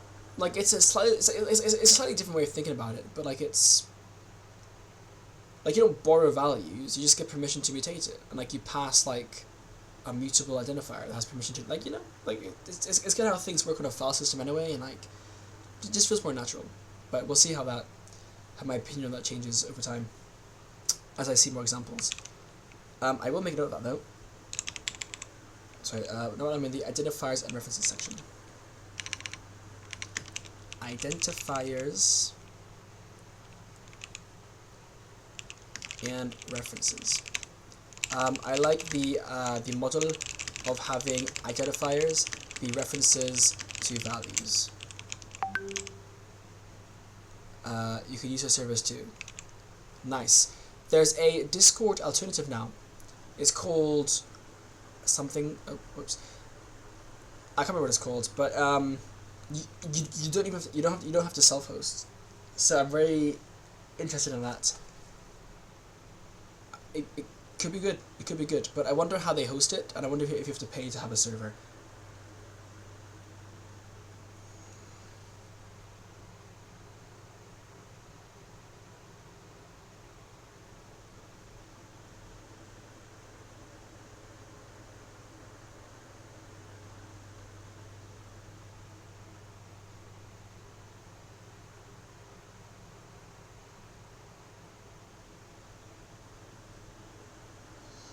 Okay.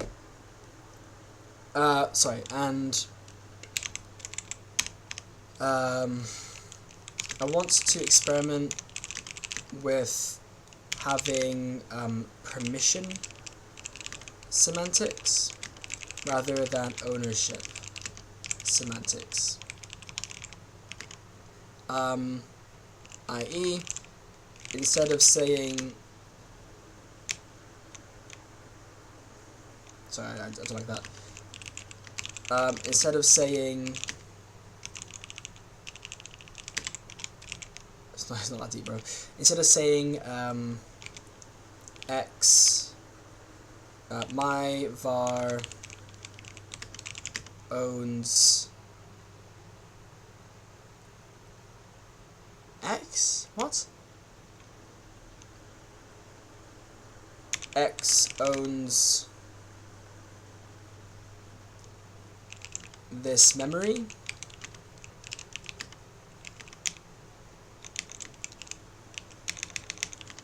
You say that X has permission to mutate this memory. In general, this also just means that you can stack permissions rather than having a one-dimensional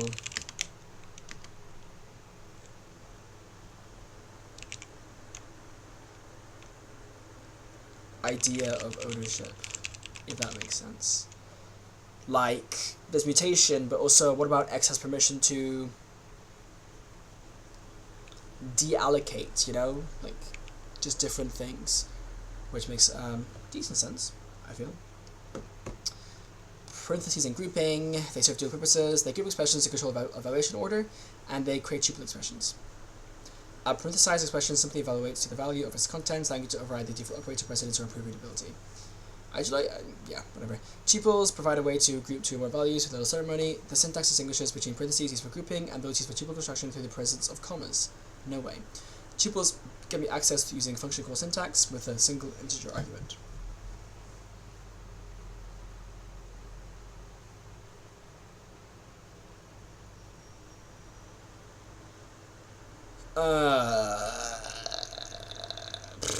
Sure. Sure. You know what? Sure. It's not that controversial. It's just weird, and I don't like it. I don't like cheapos anyway, so I'm not gonna be happy no matter what. White cheapos types as follows.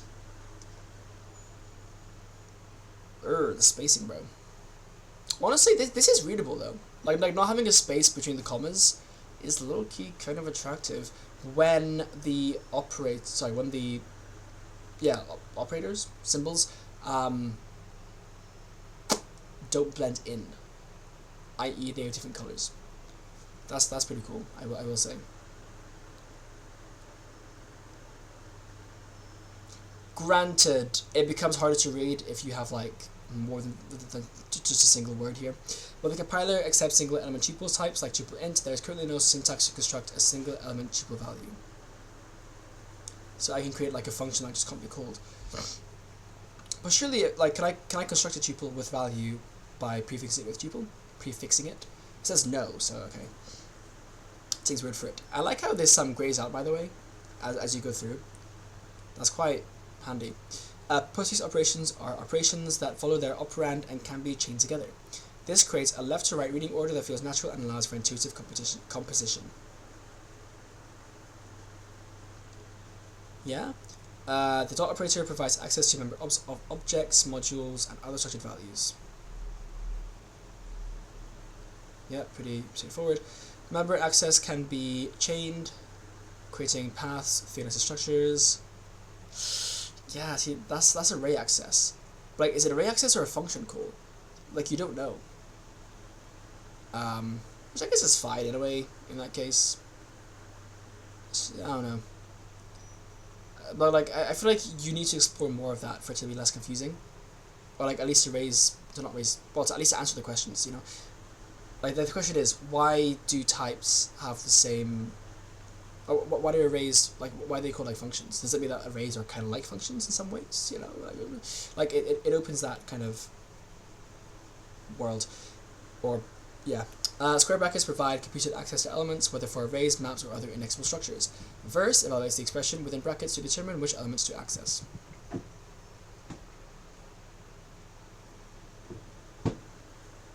Well,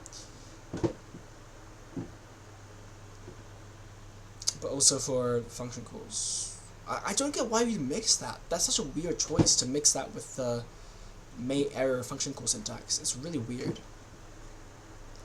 Especially if like array indexing doesn't even necessarily fail. Yeah, it's a bit weird. Like can't I mean?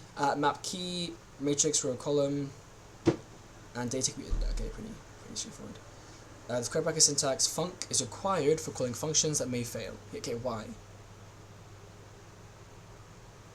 Those with the decides effect.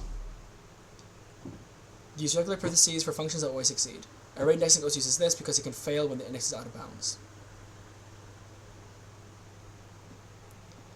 Okay, at least they explain it, so that satisfies me. But it's still just a bit like, is there something deeper there, you know, with the parallelism between arrays and maps and functions and types? Well, okay. Man, it's kind of crazy. Like, I really want to try out this language, but I can't unless I make a game with Unreal Engine, and that's just not going to happen in the foreseeable future, unless I work for a company that literally uses it. Function calls use parentheses with comma separated arguments. The language treats function calls as expressions that evaluate the function's return value. Are there named arguments? No. Kill me. Okay. I don't like this. Explicit field initialization. I mean, sure, I guess. Just a bit verbose, I guess. The use of this reinforces that there are these are binding operations. Your binding values of fields to construction time. See, I don't like this being a bind operator. I like this being a type inferred assignment operator. I like that. I don't really care about initialization operator. Like it just doesn't matter, you know. Object constructors can be nested, creating complex initialization expressions. See, it'd be so nice if this supported bracketless this, because then like if you have what true does, where you could just like have right now it uses an exclamation mark. I might change it, but you put your exclamation mark anyway to call a function, and then you just enter a new line and indent to then have the arguments as a list. So it would look like this, but just without the commas and without the braces. And like then, like your language looks more like then you get the nice syntax that like config languages have, you know, which is pretty nice. Control flows expressions. One of our distinctive features is, or distinctive is that a word?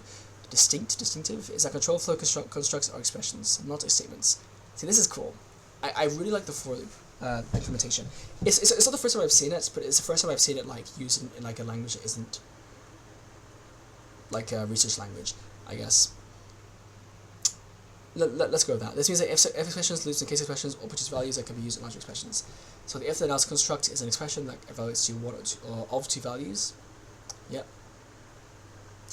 Yikes. The else clause. See, the issue is like suddenly. Never mind. The else clause can be omitted, though this affects the type of the expression. Go on. Actually, yeah. This is really important. Verse supports multiple syntactic forms for if expressions. Yeah. We're gonna pretend that this just doesn't even exist. What the hell, bro? What? What do you mean this affects the type of the expression? What's the type of the expression then?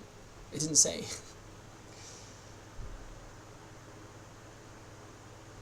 Maybe it says later in the control flow section. But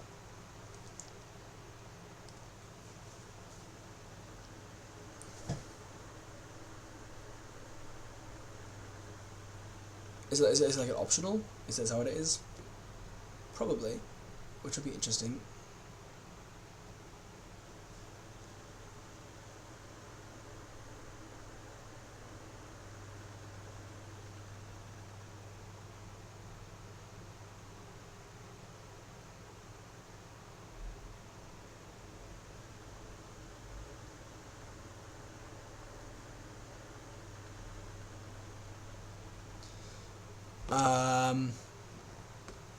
For loops, for expressions iterate over collections that produce values. The basic form iterates over elements. For item in collection, process item. Yeah, but it returns an array, right? Or a map, I guess, depends on what it's iterating over. An extended form provides access to both index and item. In the case of map, a map, what is that dash, bro? Indices are not limited to integers. Indices are not limited to integers. Yeah. Why is it an arrow? Index to item? Yeah? I mean, that's fine, to be fair. Is that used for maps in general? I guess we'll see in the later section. But, okay. Go off, king. Since for expressions are themselves expressions, they produce. Since for expressions are themselves expressions, I really wish that was in code or something, like a code block. They produce array values and compose with other expressions. First evaluates the body of a for expression for each successful iteration, and these evaluations determine the value of the expression as a whole. Wait, so can you use it as a map? You can, right? Or is it just true and false? I don't really understand that. Loop expressions provide indefinite, continuing until explicitly terminated through failure or other control flow. So does this return something? It does. The loop construct can use indented syntax for clarity. Why wouldn't it, dude? A loop expression, it's just so annoying how it gives you two options. Like this is like a game maker issue. Like obviously it doesn't affect my code, but it'll affect how I can read other people's code. In just like a subtly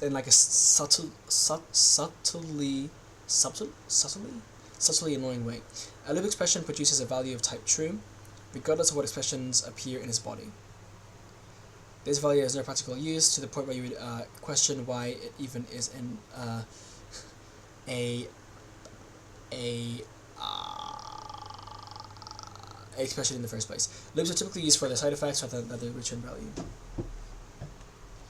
I mean, you know, fair enough.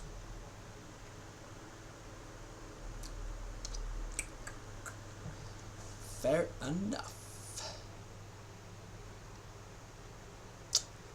Granted, it'd be cool if they created like a vector, but that would be so, like, that would just add overhead for no reason. Case expressions provide multi-way branching based on value matching. Yeah. Yeah, okay. It is exhaustive, right? Yeah. Binary operations. Binary expressions follow a carefully designed precedence hierarchy that balances mathematical conventions with programming practicality. Now, I feel on the fence about operator precedence. Like, Clang format will have you do it explicitly no matter what, and honestly, I think that's pretty compelling. Yeah, whatever. But, you know, we can also take advantage of the fact that humans know maths, so we can use maths. You know? Assignment operators... Sorry. Yeah, so this creates immutable bindings while set performs mutable assignment. What? Wait, so how do I declare... But there's var. No, that's lying, because var exists. Oh, it's just equals. But it... No, because the type isn't needed. See, I don't get it. Like, this operator doesn't necessarily mean bind, because I assume a type can go inside there if you want, right? So it's presenting it in a very incorrect way. Which, you know, whatever. Assignment operations are associative, meaning that this groups as this. Yeah. Compounds assignments provide shorthand for common update patterns. Yeah, cool. This is cool, by the way. It means you don't have like z, comma w equals 10. You know, it's pretty cool. Although you can't like do the type, right? Whatever. Set counter plus equals 1, equivalent to set counter. Sorry, I don't think you could do that anyway. Could you? I can't remember now. Set counter plus equals 1 times equals. Is there minus equals? Because it didn't show before. Compound assignment operators evaluate the left-hand expression only once, which is observable when the expression has side effects. What?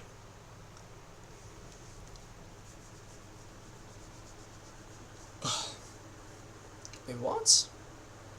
var index int, inc int equals set index equals 1 index. Compound assignment calls inc1. Result array 1 equals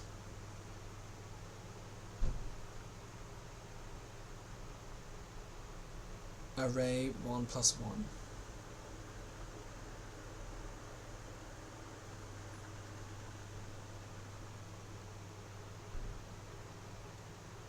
Yeah, that makes sense.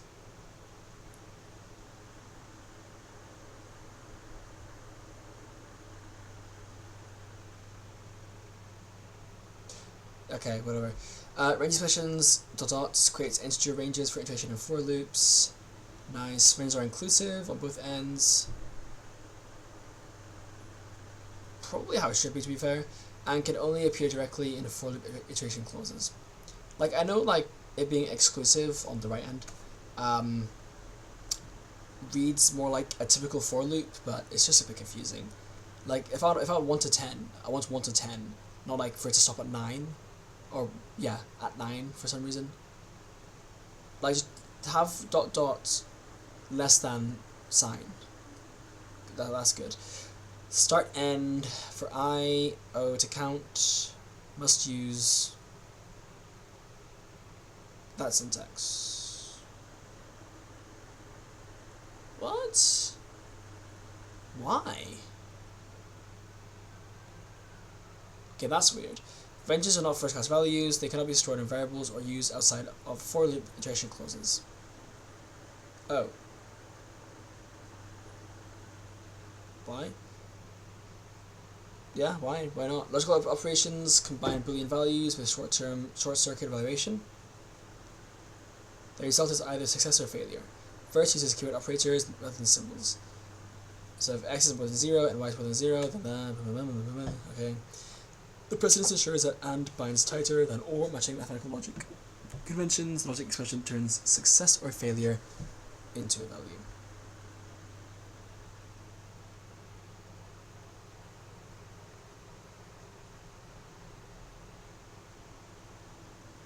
Okay. Important verbal bindings do not escape from logical operations. When you use this inside and or not, these bindings are only evaluated for short-circuit control flow and are not accessible afterwards.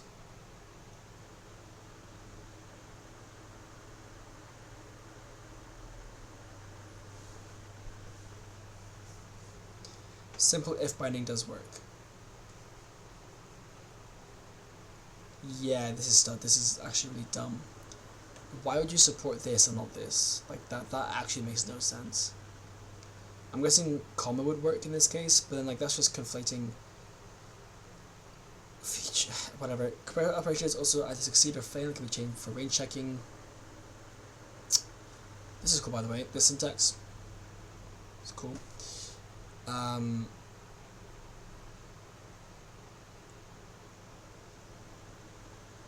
Is that not equals? Fair. I like it. I do like it. All comparison operators have the same precedence. For those who don't know, the reason that we use this symbol is because it literally means less than or greater than. So basically anything but equals. It does make sense for strings, obviously, and stuff like that, but you can... Yeah, that's the caveat. Crucially, comparison operators return their left operand when the comparison succeeds, and comparison chains have special syntax that checks all adjacent pairs. Nice. First does not evaluate the comparison chain. Instead, it is special syntax that checks both.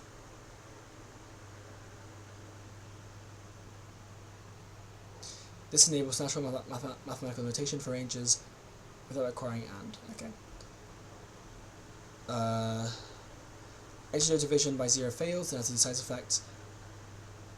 What does size mean? When dividing integers, I guess we'll find out in the effects section. Okay, let me kind of like skim through this a bit now. Not flagged equals true. See that's not flagged equals true as opposed to just flag true, if you know what I mean. There's negative x, okay. Set expressions. While verse emphasizes immutability, does it? Practical programming sometimes requires mutation. Set expressions provide mutation of variables and fields. It is nice how explicit it is. This is a really nice feature that I will probably steal. W song of recommendation. I haven't listened to it yet, but I assume it's a banger. So we've got set expressions. How did it know?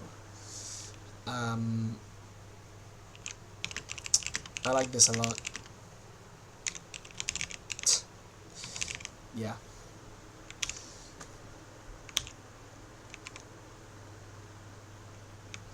Okay, what? And there are also expressions. Set y equals set x equals 5. Look, it just reads weirdly, but otherwise, go off. Though set expressions have a value, they typically use for their side effects. Stop saying that. The left-hand side value side must be a valid L value, something that can be assigned to. So it actually exposes the L value. Look, can we kill the L value naming scheme? Like, it means left value, but it doesn't have to be on the left, and that's so complicated. Like, just call it like an A value, you know, an assignable value, or call it like a variable, I don't know, or like a reference. Like, just call it anything but L value. So I'm disappointed, but you know, I mean, you can't expect too much anyway. Verse supports complex L values, like updates deep within data structures.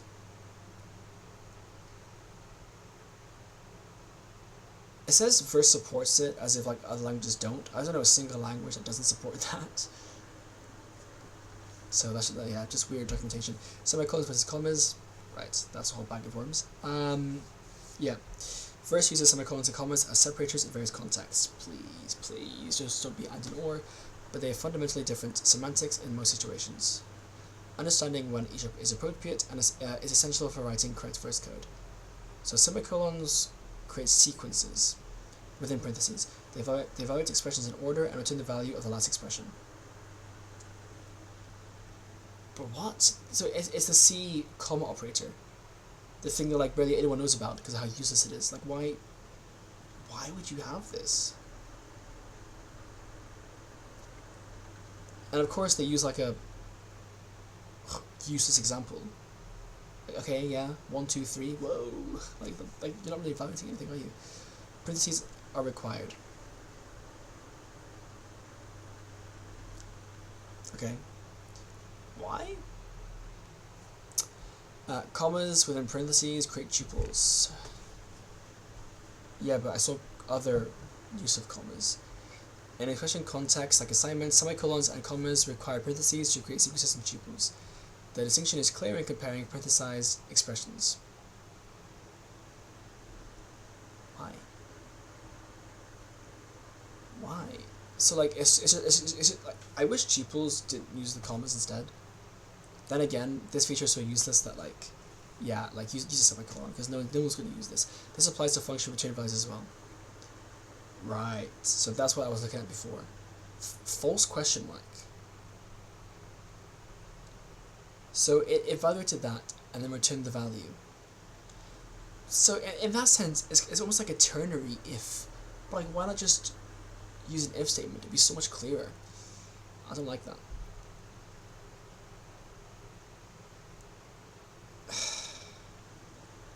Yeah, like literally log event. Like this is what I use this for in C. But it's so pointless. Maybe it's something with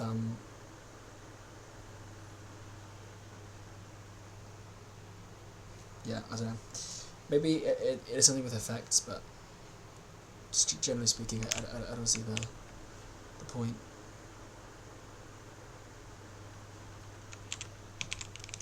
Verse ported C's comma operator.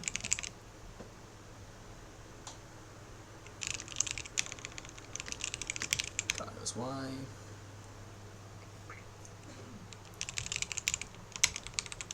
I mean, if I were to compile this, no, wait a sec. Execute. How do I include?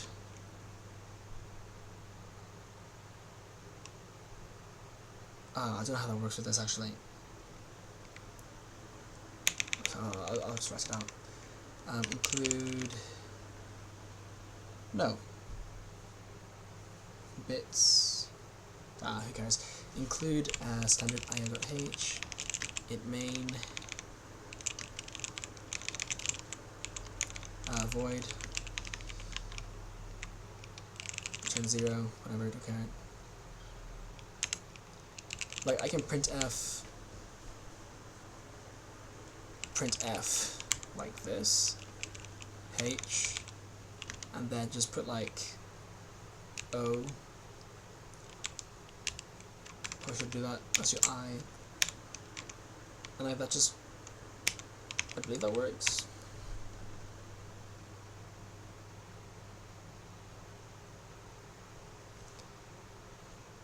Right, I need to cast it int.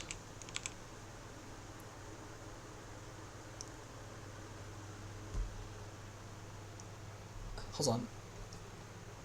Makes pointer from integer without a cast.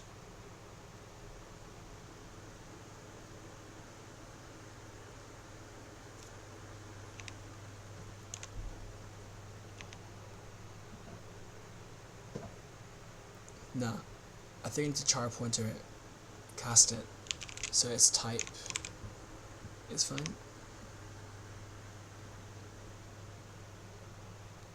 Cast a point from integer of different size. Wait, what? Since when does C have such rules? Oh, it's a warning, and then I got 6F. Okay, never mind. But it is possible. I just don't know how to do it in C, I guess. But I have done it in C++.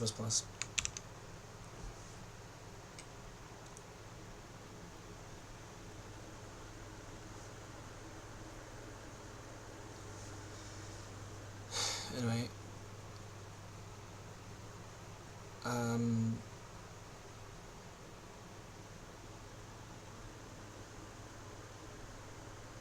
Yeah, okay. If I waste 2, discards it, calls multiply 3. Again, like, use a useful example, please. They're not allowed in parameter lists, you must use commas. Why would you? In specific scopes, within block expressions, semicolons and commas are interchangeable as separators between definitions. Is it weird to, like, say this? Like, you might think it doesn't hurt, but, like, it's just confusing. Like, what? Like, I wouldn't even think if I could do this, because, like, nothing you've said so far has implied that this would be valid. So for you to say it's not allowed, like, in italics, is like, now it makes you question, like, have I missed something? But no, it's just, anyway, weird feature. Within block expressions, braces, semicolons and commas are interchangeable as separators between definitions.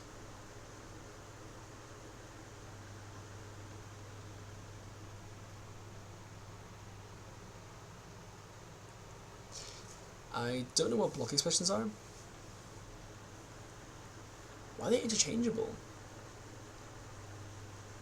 Oh, because I guess you can discard.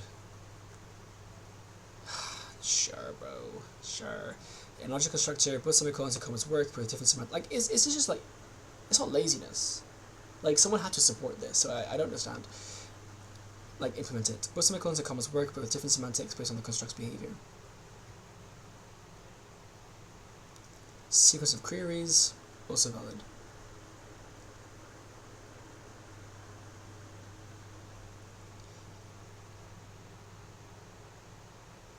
What? It says with different semantics. What's the different semantics? Explain. An optional constructor follows a standard sequence. Yeah, okay. In for expressions, semicolon typically separates the extraction clause from filter conditions, while commas separate multiple conditions. I don't like that because, like, and exists, but semicolon here genuinely makes sense. We do this, and we do this, and we evaluate this, right? So, granted, it does have use in for loops.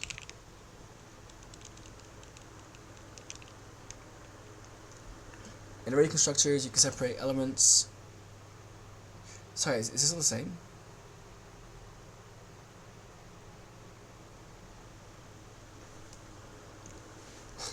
What?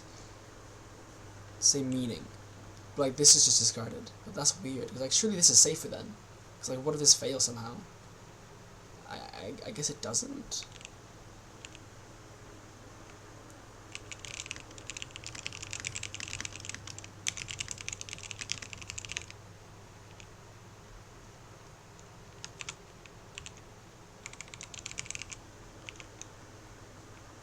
Legit. In array constructors, you can separate elements with commas or semicolons, but not mixed.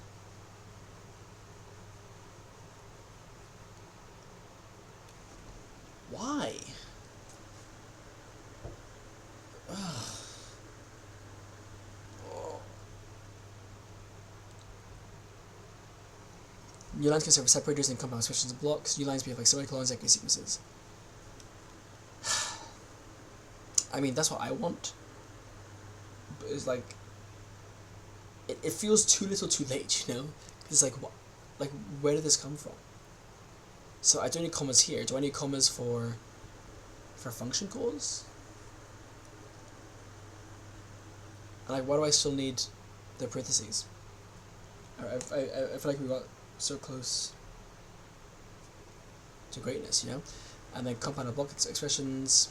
Compound expressions are limited by braces. Create multiple expressions to a single expression.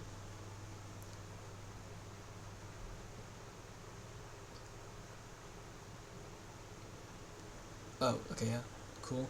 Compound expressions create. Sorry, what's the block scope for then? Compound expressions create new scopes or variables, allowing lookup bindings that do not affect the closing scope. So these are equivalent. What? Why are they both, bro? It doesn't make sense. You can separate expressions within a compound. Like, no, like, a C++ programmer is going to not use verse, you know, because I can't use my braces. Like, it's not a deal breaker, surely not, for the vast majority of people. You can separate expressions with a compound using semicolons, commas, or new lines. Semicolons or new lines create sequences, while commas create tuples. See, semicolons versus commas. Okay, we had that section already. Array expressions create array values using the array keyword, followed by elements and braces, but for some reason there isn't a tuple keyword. Oh wait, there is a tuple keyword, but you can't use it to, like, what? Why does tuple? Why is that keyword used for creating a tuple type, but the array keyword cannot be used for creating an array type? To create an array type, you have to use the braces, and then the type. Like, I feel like we're missing something here, you know? Like, that doesn't feel intuitive. Mixed types if allowed. I wonder how that would work. You can also construct arrays using indented syntax for clarity with longer. Yeah, cool. That's cool. So that's that page. I mean, like, when you look at the overview, look.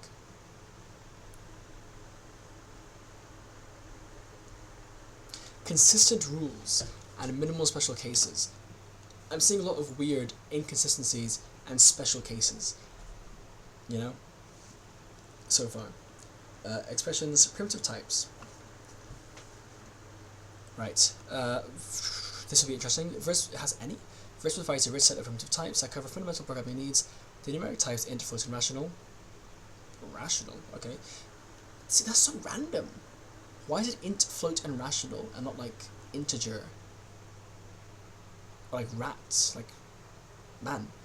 Again, like consistency, handle mathematical operations, counters, and measurements. Like, this language is going to last a long time, at least it's meant to. So like, at least make it good, you know, but like nice. And measurements. The logic type represents like, just spend a bit more time on the syntax, you know.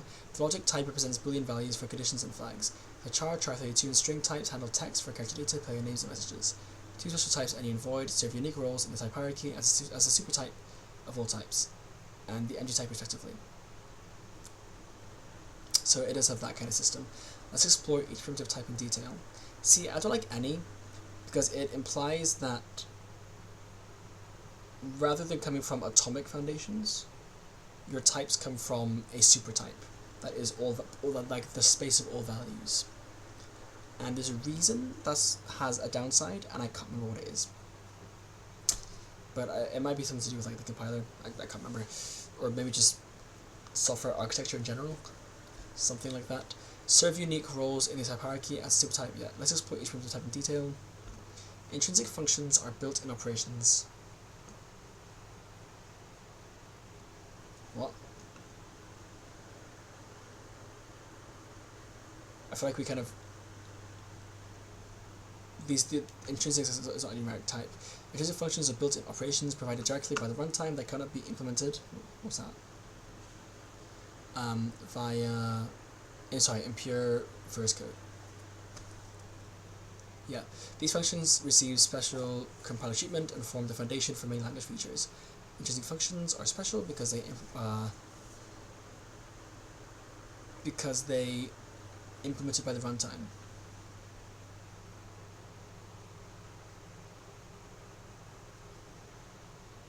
That's some grammatical error, right? Written in C++ or other native code, not verse. Cannot be replicated in verse. Require access to runtime internals or low-level operations. So verse has limitations in terms of what you can Implement. Receive compiler recognition. The compiler knows about them. Okay. Examples include mathematical operations like abs. I mean, you could easily write your own one, but sorry, this implies that none of them can be replicated in verse, but abs clearly can. Maybe it uses some like little operation though to do it. Most extensive functions cannot be referenced as first-class values. What do you mean? This means you can call them directly, but you cannot store them in variables or pass them as function arguments. What? Why? That's actually so bad. Why would you... Sorry, they often require special calling conventions or optimizations that do not fit the standard function model. That's a horrific excuse, dude. If you need to pass intrinsic functionality around, wrap it in a regular function or nested function. Okay, that works then. A bit tedious though, isn't it? Integers. The int type represents integer non-fractional values. An int can contain a positive number, a negative number, or 0. Okay. At runtime, integers are arbitrary precision and can grow beyond any fixed size. However, the literals must fit within 64-bit signed range. Okay. You can include int values within your code as literals. Civilian size, scary numbers can be computed but not fitted. Okay. It's weird that you can't write them as literals, because like then like if I want a big literal, I have to compute it. Like why not just let me explicitly allow it somehow? Also, is verse interpreted or compiled? I assume it's compiled, right? Also, what is this syntax, bro? Like this has to be rage bait, right? A space colon int equals space. Like, can we not? A variable that never changes. A quiver costs this many coins. Yeah, okay.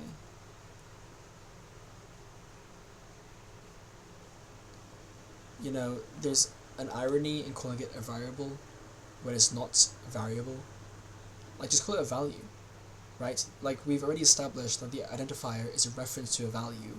We don't need to call it a variable. But okay. Usable variables. The player currently has 225 coins. Yeah, these are mutable. Or, you know, just variables. Like, dude, it says var, not mute. You can use the 4 basic math operations with integers. Okay. Is it not specific with types? It doesn't specify any here, which makes me kind of scared. For integers, or operator this is available. The result is a rational type if it succeeds. Why? Rational type represents exact fractions as ratios of integers. Unlike int or float, you cannot write a rational line literal directly. Integer division using this. Okay. Wait, so when does it get computed? Like, is it a tuple under the hood or something? Rationals provide exact arithmetic without the precision loss of floating point numbers. To be fair, that is pretty handy. For like, yeah, like lazy evaluating division is actually quite handy for that reason. So that's actually really good, and making them ideal for game logic requiring precise fractional calculations. Nice. What's this called? Primitive types, rationals. I just use my mouse. Primitive types, rationals. There is great benefit. There is quite significant benefit in having division return a rational type.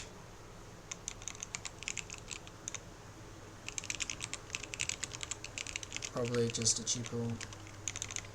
Probably just a 2-element product type under the hood, as it means division can be lazily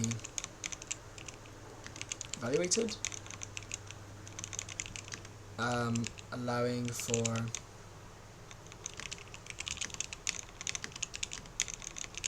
high precision, well, the highest possible precision calculations.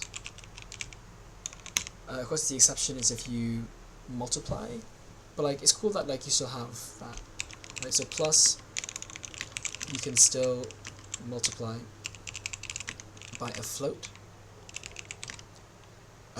if you to opt out of this lazy evaluation. Or probably just force it as like a float maybe somehow. Rationals automatically reduce to lowest terms for equality comparisons. Oh, okay, that's cool. For equality, yeah. This normalization ensures that mathematically equivalent rationals compares equal. Negative signs are normalized to the numerator. I like this. Why have I never seen the language implement this, low-key? Like, this is really cool, useful. This canonical form simplifies equality checking, yeah. An important property, int, is a subtype of rational. Yeah, makes sense. This means any integer can be used where a rational is expected. Makes sense? Ooh, I wonder how do you implement that in a type system even? To have int be a subtype. I guess because like it just implicitly converts. Yeah, that's actually it. However, you cannot return a rational where an int is expected. That'd be narrowing. Whole number rationals equal their integer equivalents. This enables seamless mixing of okay. There's floor and seal.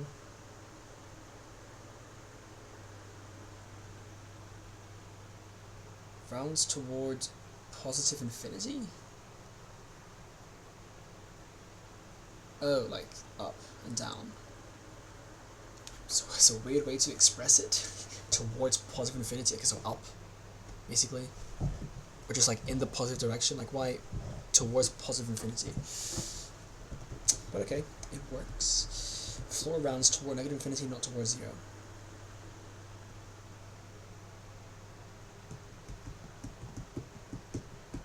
Again, like who asked? Like literally, like that's not. That wasn't confusing until you pointed it out, and I'm confused by the fact that it was pointed out. This matches mathematical convention, but differs from truncation. Yeah, okay. Again, like, if I wanted truncation, I wouldn't use floor. When the argument is irrational, floor does not fail, but if passed to float, it is a decides function. Sorry, what is decide? So does decides mean it can fail? Like I feel like introducing the effects first would make more sense. Having the effects this low is actually kind of concerning, because I'm not going to understand what these mean properly until like the end. When you apply floor or sealer to an integer value rational, which is an integer.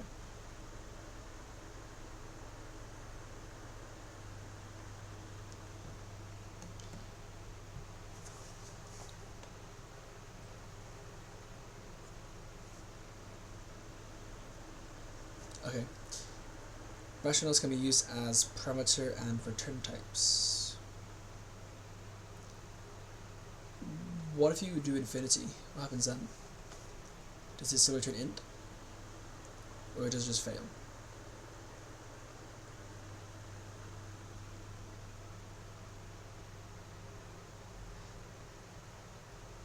Wait, so floor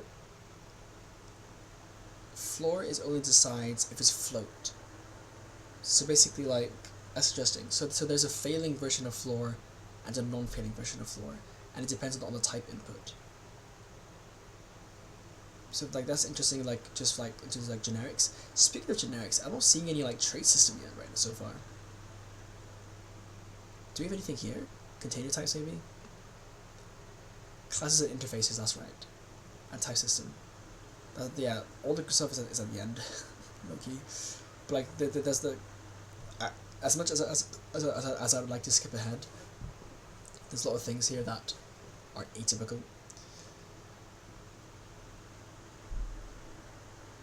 Rationals can be used as parameter return types. Shocker, because int is a subtype of rational, you cannot overload based solely on these types.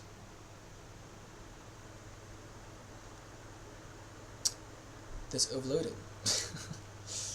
Thanks for telling me now. The compiler sees int is more specific than rationals, and signatures would be ambiguous. Yeah, makes sense. Rationals excel at resource distribution and fairness calculations. Why would you overload it on an NOA? feel like that doesn't really make... I don't know, I mean, it's just a reason why overloading isn't ideal. Rationals excel at, like, without traits. Rationals excel at resource distribution and fairness calculations.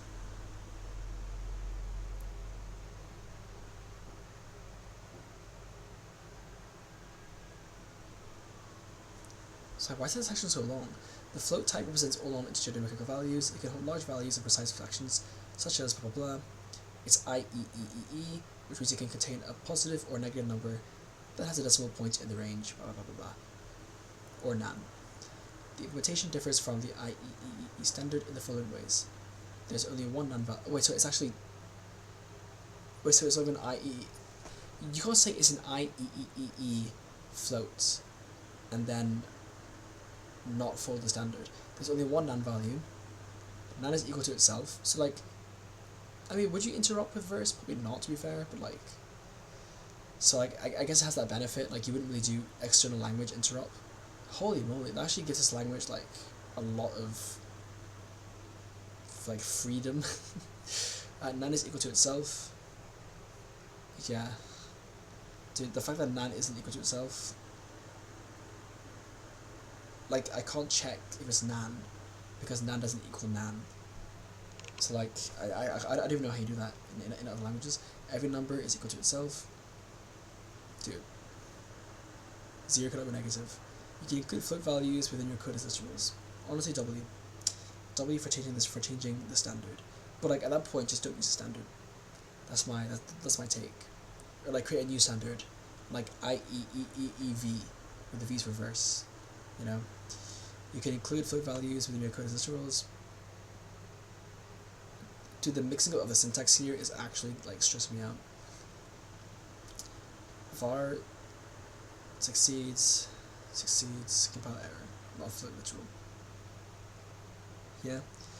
Yeah, I'm not a fan of that, to be honest. Like, why can't integers just implicitly convert to floats? It'd just be a bit nice, you know. Although I believe there are some narrowing conversions that can happen. What? You can use 4 basic math operations with floats. Combined operators. What are combined operators? Oh, just like this. That's phrased weirdly. Special float values. Float operations that follow IEEE 754 semantics.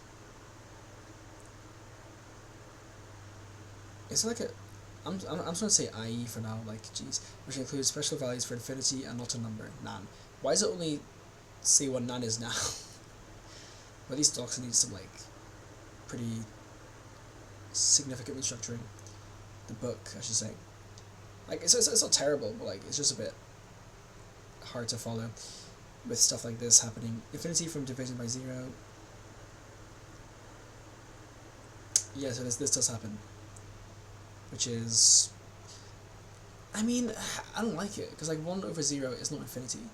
You know, for those who don't know, it goes to infinity, but it does not equal infinity. So it's just, like, it's not even mathematically correct. It's just sneaky.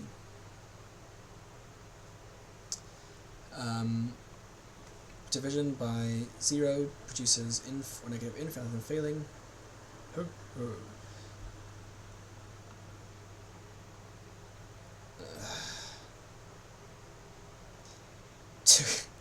To convert it into a float, multiply it by 1.0. Y'all, is this not like a casting function? I mean, I guess you could just make one, like just wrap that, but like that's kind of whack. Mathematical functions, skip through this, min, max, floor, seal. Why are we like introducing this again? Round can fail?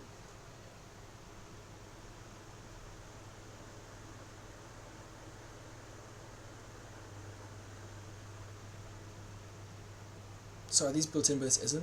Why is this failing? This is the size, but it isn't called as if it fails. Square root, power, exponent, ln, log. Sine, cos. I mean, math is so important as well for like video games. So, like, you gotta be careful, man. I'm sorry, what? Hyperbolic sine. I've actually never heard of that. Is it sine squared? Is it?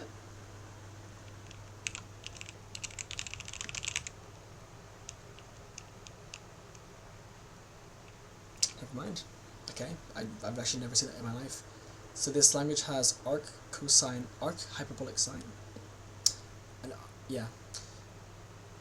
For integer division with remainder, why is it AR, by the way? I don't, whatever, it doesn't matter. First provides mod and quotient. Both functions are fallible, failable. Does fallible mean failable, by the way? Yeah. So, like, forgive me for misreading that, but, like, come on. like, it's one little difference, and it's I and L, and they mean the same thing. Signatures are mod and quotient. I like that there's two different functions for that. I also like that they don't just reuse the operator for that, the percent sign operator. That's always weird. The modular result always satisfies. Okay, the sign of the result follows specific rules. Mod result is always negative. Okay, I don't really care about that, to be fair. What's SGN? Oh, sine. Okay. Why is it SGN and like not just sine? Dude, it's fine, it's fine, it's just weird, bro. Limit templates between two values. Yeah, that was really important. Where's the log function? Is finite.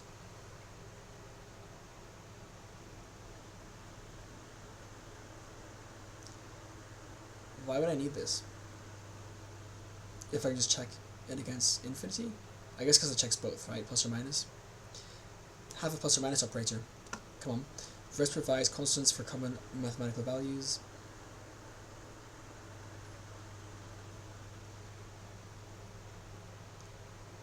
Pi float. Sorry, pi float as opposed to what? Pi integer 3? Like what's going on here? It's inherently irrational. Positive infinity, negative infinity, NAN.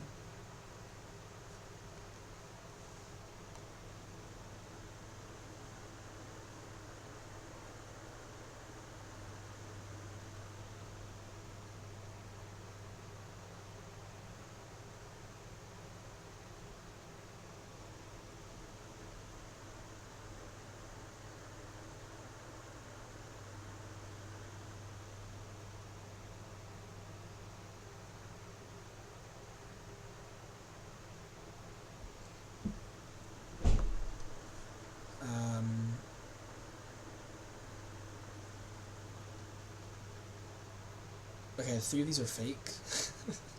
Where's E? Where's Euler's constant? I guess you have AXP, and that's fine, isn't it? Booleans, the logic type represents the Boolean values, true and false.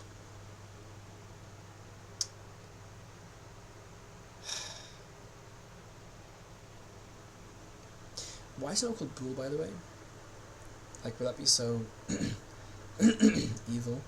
The logic type only supports query operations and comparison operators. Query expressions use the query operator question mark to check if a logic value is true and fail if the logic value is false. For comparison operations, use the available operator equal to test if two logic values are the same, and this for inequality. Many programming languages find it idiomatic to use a type like logic to signal the success or failure of an operation. In verse, we use success and failure instead for that purpose.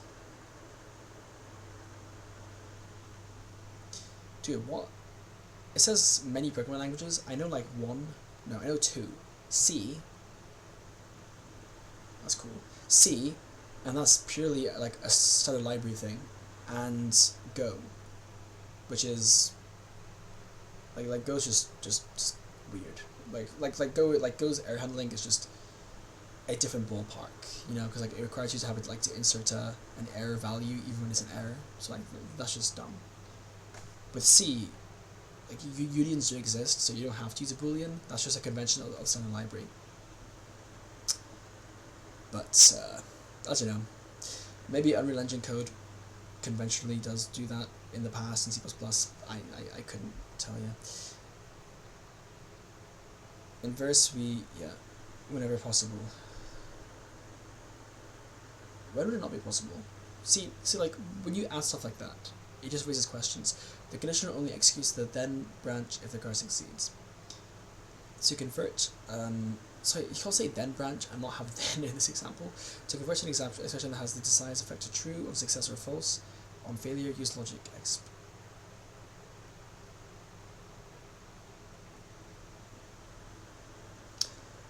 You know how annoying it is that exp can be both expression and exponent? And you know how annoying it is as well that exp means exponent, but it's implicitly Euler's number? You know? Like how logarithmic, like log, you'd think it means just log of 10 by default, but it's actually log of e by default in some cases, but like you don't know which one it is because some professors use ln, some don't. Like, I thought maths was standard, man. But I guess nothing is. It succeeds, then it succeeds, and this fails. And this fails too. Okay. Jose. Why is that not highlighted? Text is represented in terms of characters and strings. A char is a single ETFA code unit. Not a full Unicode code point. So you have unit and point. They're mostly like a reason is called a point. Like, is it 2D? I don't understand. A string is therefore any array of an array of characters written as char. Yeah. We kind of saw this right already, so we kind of skip over this. Indexing has a decisive effect. It succeeds when the index is valid and fails otherwise. See, having it be failure rather than just being like an option type is a choice. The length of a string is a number, yep, so that ready. Because string is just char, strings code as var can be mutated. Plus concatenates for, yeah, don't like that. Mind you, I guess you don't use it that often because this exists. Interpolation is kind of cool. And it automatically converts. What? For any value that has a toString function in scope. So you overload toString. Very C++y, isn't it? But like in the worst way. So I don't like that. Weird how this isn't highlighted, but this is. Like, I generally don't understand how that happens. Like, yeah. How does that happen? I don't understand. Maybe you wanted to send out to show like the length, but it's just a weird convention, like for the length. I don't know. The type depends on whether the character falls within the ASCII range. Like, why not have like byte length and length? You know, it's like two different things. I feel like that would be a bit more intuitive. That's fine. Calculus rules can also be written using numeric escape. Why is it O? Please explain. Please explain. Please explain. It doesn't explain it. Let me ask Claude. Why does... What is the music in here? Well, why does verse use 0xx for hexadecimal char literals when it historically means octal?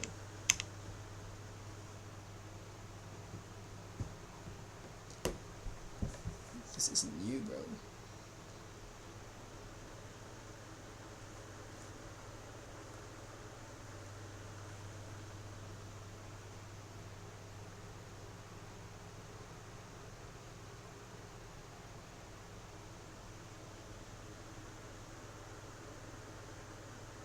Ordinal or octet? Okay, but it's not octet, and it's not ordinal either? It could be ordinal, actually. Like, what? Someone's rage reading, dude. Watch them change it, like, in the final release. Strings can be compared using the fallible operators, failable. You know what? I'm gonna say fallible, because that's the word. Comparison is done by code point and is case sensitive. Equality depends on exact code unit, sequences, not visual appearance.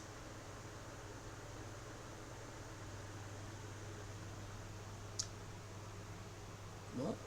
In what case would it not be the same then? Unicode allows multiple encodings for the same abstract character.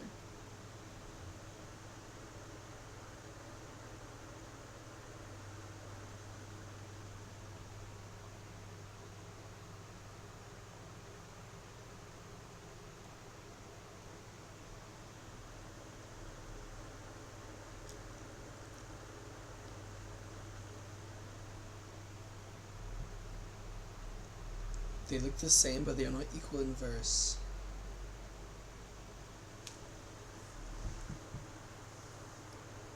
Oh my god. This has so much potential for errors, dude.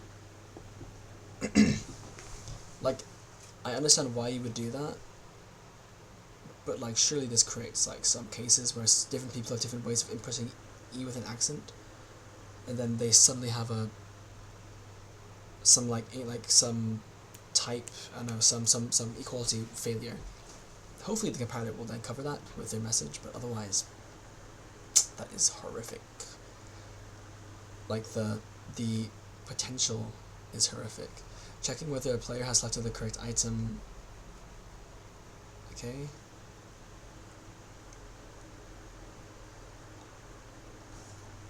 Well, these examples are weird. Padding a timer with leading zeros. That's a cool example.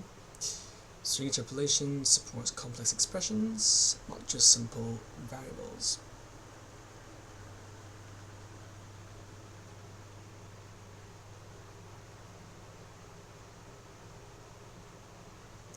Bro, what is this question mark decimals? Like, does that mean optional? Sorry, is that a named function parameter that I just saw? How? How has that happened? How's it? How? I need to know. Strings can span multiple lines using interpolation bases. I hate this already. Yeah, I've already looked at that. To string, overload it. There's the identity function. Wow. I mean, just don't even, dude. Like, if you're not gonna support functors and stuff, don't at me. String interpolation implicitly equals to string on embedded values. Okay. This language almost feels like. Nah.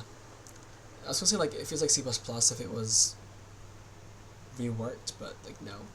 It's nowhere near low level enough. This makes the string essential for formatting output, even when you don't collage it. Okay, yeah. To diagnostic function converts values to diagnostic string representations. Like what?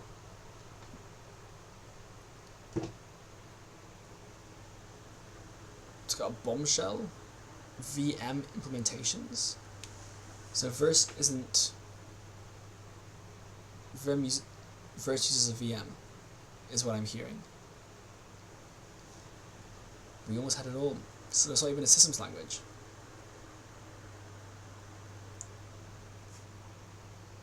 So, moral of the story, no one's going to use this. Nah, people will use it to learn programming for the first time. But, like, first of all, it's so... Oh my god, no, this is actually problematic. So, if it's truly a VM language, then it's going to be too slow for actual studios to use it over C++, so that's just tragedy. And then, I guess then it's directed at people who want to learn and like, who don't want to use C++ and like aren't as experienced in programming, and therefore probably don't have the skill to make performance games anyway. But then they're like learning a really weird way of programming. Like this is the one case where the language being conventional would actually like kind of make sense, you know? But instead they're met with like Pascal case variable names, weird like,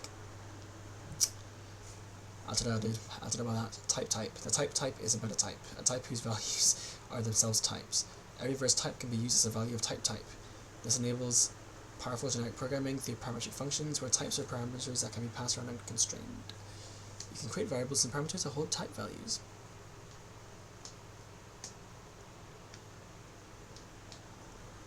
Yep. I never thought about this actually.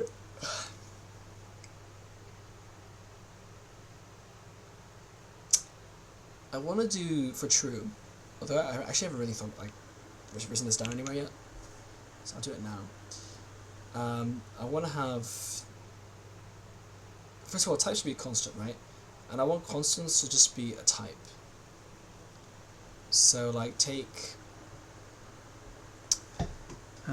this for instance. So I'll use Haskell's highlighting. So let's say to define a variable, I typically would do define, so def, x, hashtag equals for type inference, 5.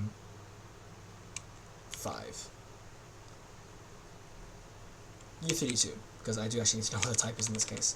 Okay? And then suppose I want to instead of a constant.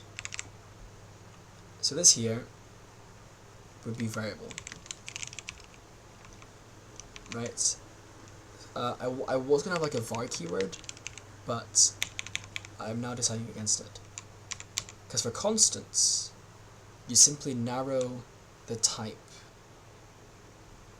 Yeah, you narrow the type. So then you have define x of type 5. Okay? And this is constant. Now, it's a bit weird though, because how do you use this as a value? Like, it doesn't really make sense. Like, I should still assign it, technically. Which is problematic, right? Like, I can't have it. Like, how do I assign it then? Like, other languages would use like double colon as like a special thing. But then also like function signatures, right? Like, how do I have const and non-const for function signatures? Like, I can't really. So, I want to think about this more. What it would mean is that if I want to have an alias, I could say define my int, hashtag int.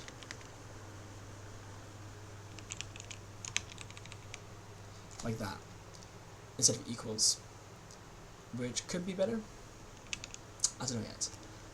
Anyway, int type create default t type t false. All verse types can be type values. Wait, what? Yeah, I always use for functions. Into string. Is it a tuple then? Also, what is a type literal? Is that a function or not? I don't understand. Meta types. There's a subtype keyword. Subtype of my class.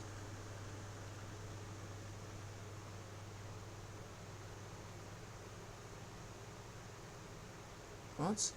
The most common use of type is in where clauses. Yeah.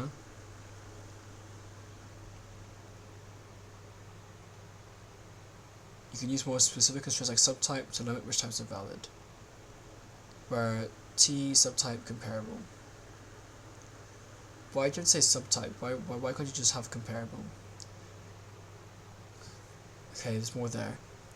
Type as first class values. Unlike many languages where types only exist at compile time, verse treats types as first class values that can be computed, stored, and manipulated.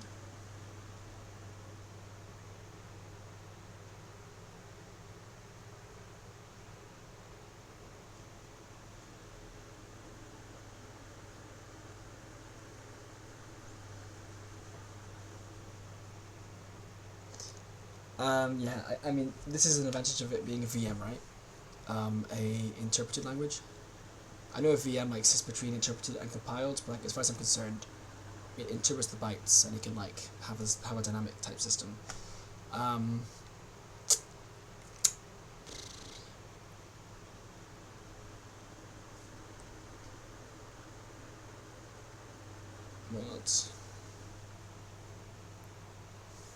What?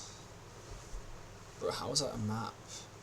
How is that the type definition for a map?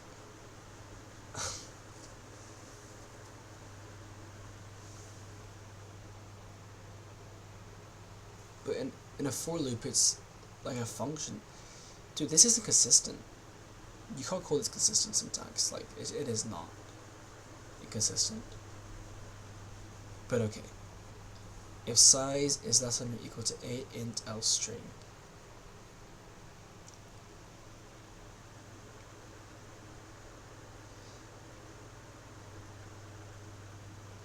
Could I have types still only exist like compile time? But like have them be first class anyway. Somehow, I don't know. I mean, I assume you can. It just has like overhead probably. So it wouldn't be. But like, can you have it be zero cost? Perhaps. Passing types between functions. Okay. Returning options of type parameters. Okay. Yep. Type constraints.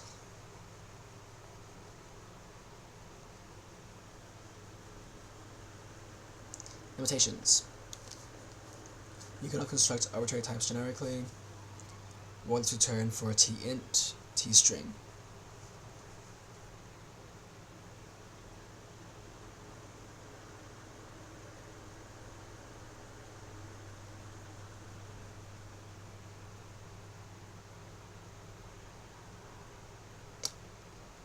I'm sorry?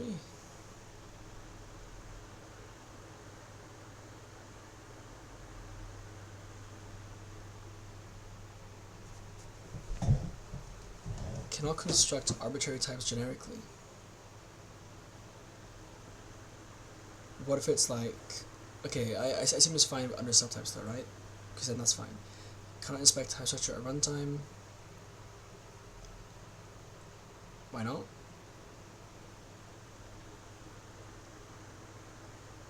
Type parameters must be inferred or explicit. How do you do it explicitly? Any type is supertype of all types.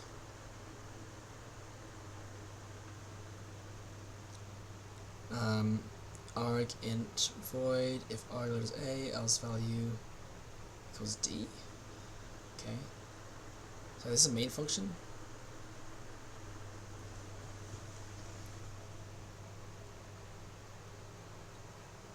What is letters? The code assigns x either value of type letters or of a type letter. Since these two types are unrelated, the compiler assigns x type any. The lowest common supertype.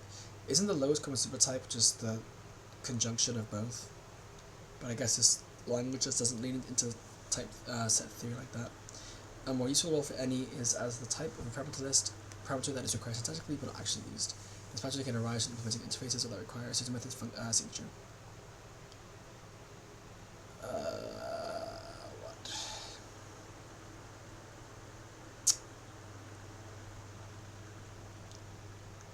I can't think of an example, but okay. In more general code, the same idea can be expressed using parametric types, making the function flexible while still precise. What's with these unnamed arguments? I don't understand. Yeah, like, I don't get this at all, actually. Why is it describing? I don't understand why it's there. Someone, whatever. The void type represents the absence of a meaningful result and is used in places where no result is returned. Technically, void is a function that accepts any value and values are false.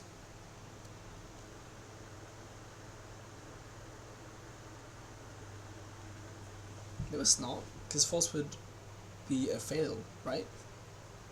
Would implying a failure. This design allows a function with return type void to have a body that varies to any type, while ensuring that callers cannot use the result. The body passes the value it produces a void, to which discards it and returns false. Right, because like it needs to return something, right?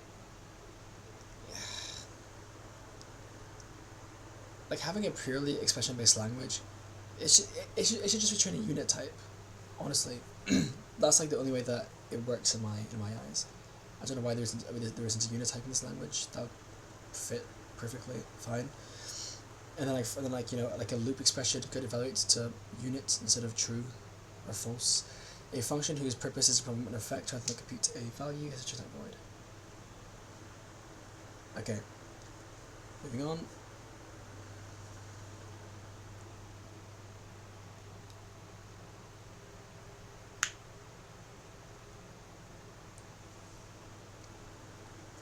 There's a lot here.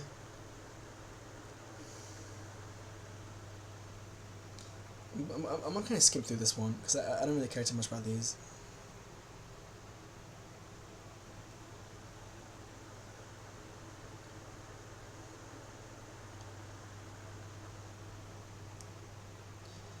I mean, optional is immutable. That's interesting.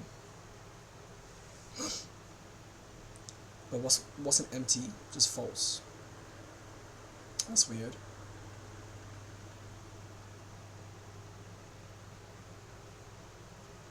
And a question mark accesses the optional expression, but then like it almost looks like a boolean, you know? Yeah, like that's really confusing. Tuples, I like tuples. Arrays is also immutable. Are they all immutable? Like, can I have a variable array? I can, right?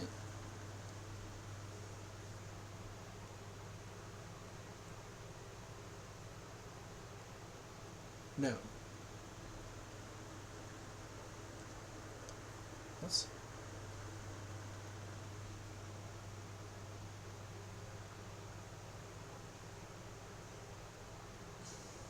What?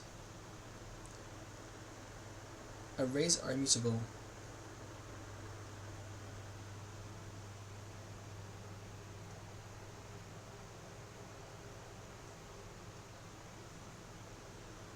This makes no sense.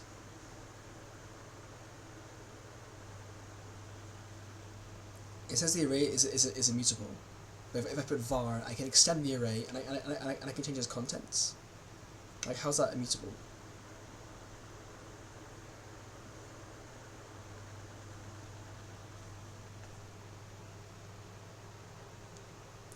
Like, the type's immutable, I guess. But otherwise, like, doesn't really make sense there.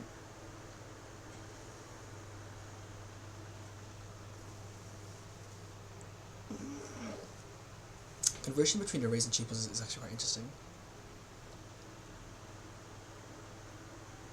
Oh, like they just implicitly convert. Again, like why support both? That's my question there.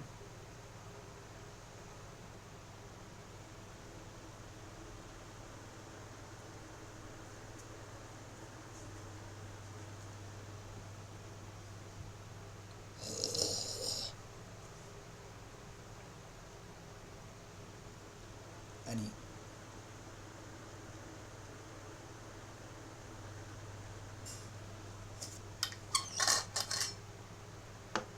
Wait, what? This is an implicit tuple? Man, this language is getting more and more dubious. At this point, I need the effect system to save it for me. Because like that's probably the most compelling part of this language. A lot of the other decisions are repeating mistakes from other languages, which is just a bit weird. Like I kind of expected more from a language that had like input from functional programming developers or functional language designers.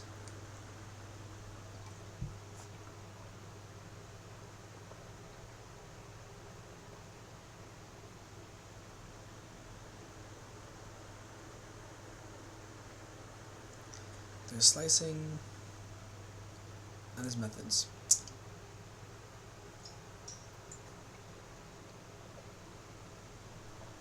Right, I didn't know a whole list. Maps.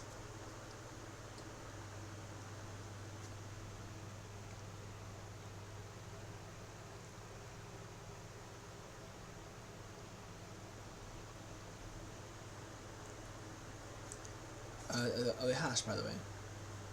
Probably.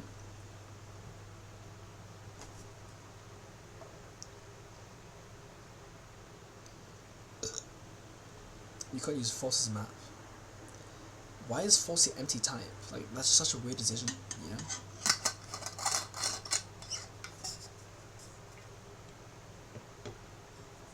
Unique.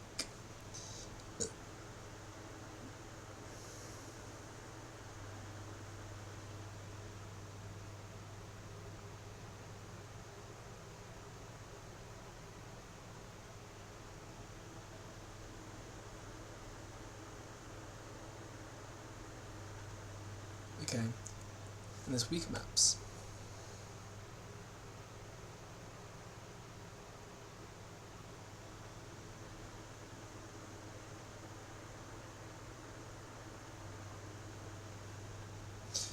Okay, I didn't know too much about that, to be fair. Operators, yeah.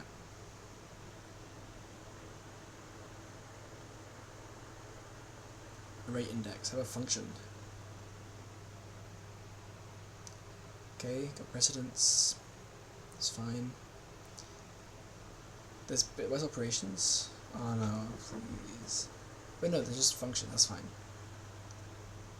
So why aren't, this language has like, I haven't seen exclamation mark, I haven't seen dollar sign, I haven't seen percent sign, I haven't seen caret, I haven't seen ampersand. Like why not use those instead of like overloading existing symbols so far? Like I'm not saying that, like, you know, you don't have to use the whole keyboard, but like if it's between using another symbol versus reusing another symbol, I don't understand why you would not use a new one.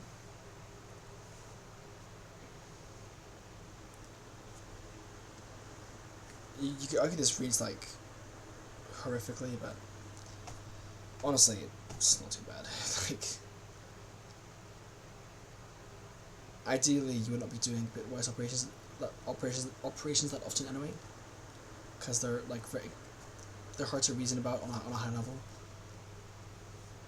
So it's better to wrap it in something more abstract. If score like more high level, not really abstract because it's still very concrete. If player name equals admin, enable admin mode. Okay.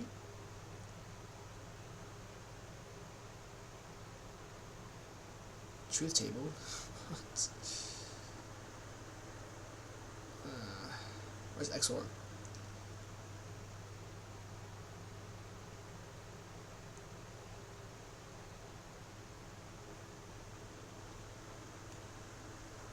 Where's a function calls?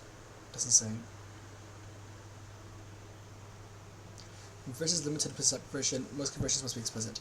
How do you make it explicit? Like this is explicit. How about other conversions? I guess you'd like to just define a custom from function. Usability, oh my days.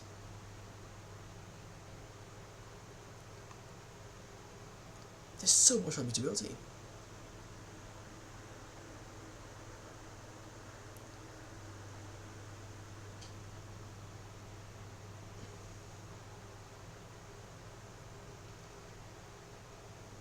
It's a default inverse. When you create a value, it saves that value forever, unchanging, predictable, and safe to share. The definition of principle makes programs easy to reason about, eliminates entire categories of bugs, and enables powerful optimizations. But games are dynamic worlds where state constantly evolves. Yeah.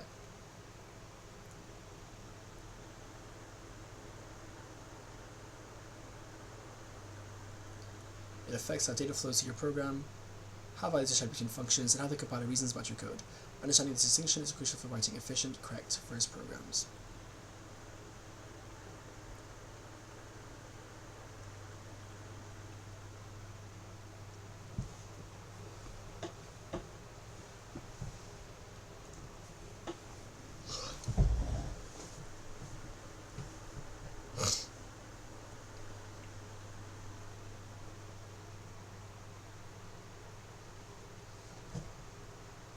Huh. In this pure world, equality means structural equality. Two values are equal if they have the same shape and content. So not, okay. So not like referential equality, or whatever it's called. Like identity equality, I can't remember. Okay, pure computation forms the backbone of functional programming inverse. If it's marked compute, you know, it will always produce the same output for the same input. Oh. Why is it called compute, so not like function or something? Like functional. Mutation enters through two keywords, var and set. Or, I don't know. What's the official term? Like by... I can't remember the word now. But whatever. Mutation enters through two keywords, var and set. Okay, we saw that already. Reading from a var variable requires the reads effect. Really? Using set requires both reads and writes. Damn. This is not bureaucracy, it is transparency. We have a different use of a different dash here. The effects make mutation visible in function signatures, so callers know when functions might observe. Okay. Does this also apply to variables I define within my function? Because those can still be deterministic. Not deterministic, be injective or subjective, bijective, I can't remember anymore. Requirements for articulation, so immutable,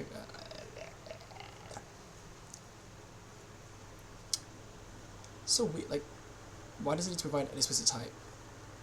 Like, that doesn't make sense to me. There's no reason for that.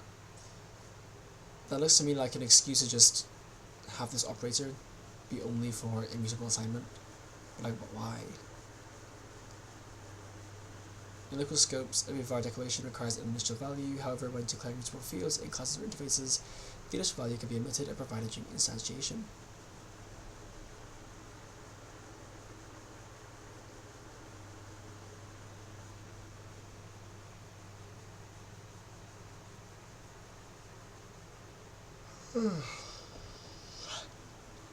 So here x is immutable, but y isn't.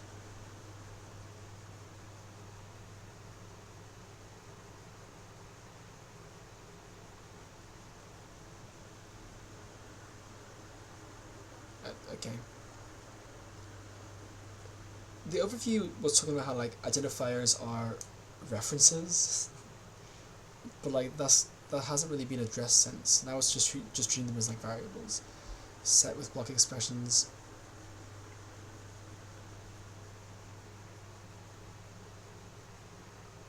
Okay.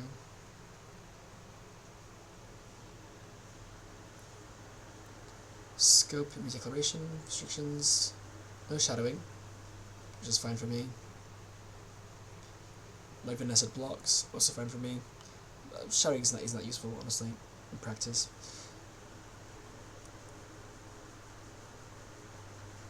Yeah, these more descriptive names. Don't be lazy. Cannot declare with if you're gonna be lazy, then call it x2.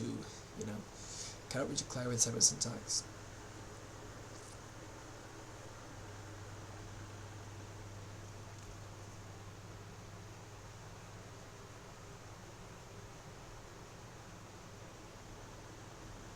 Yeah, cannot nest var declarations. Why would you be able to? Deep versus shallow mutability versus approach to mutability differs significantly between structs and classes, affecting their different roles in the language.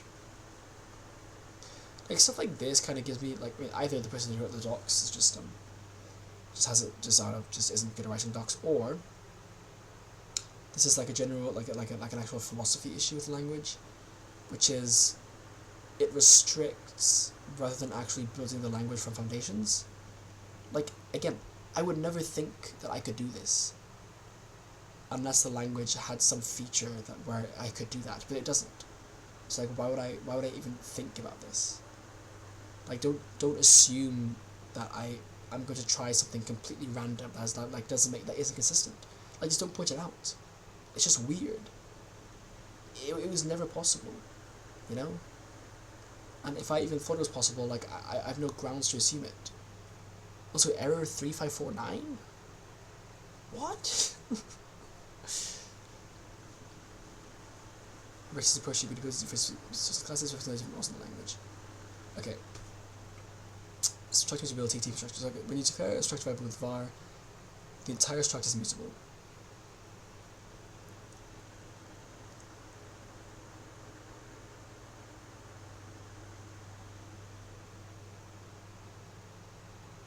Wait, but that is it just for structs? Yeah, it is. Okay, because this overrides all the fields then, right?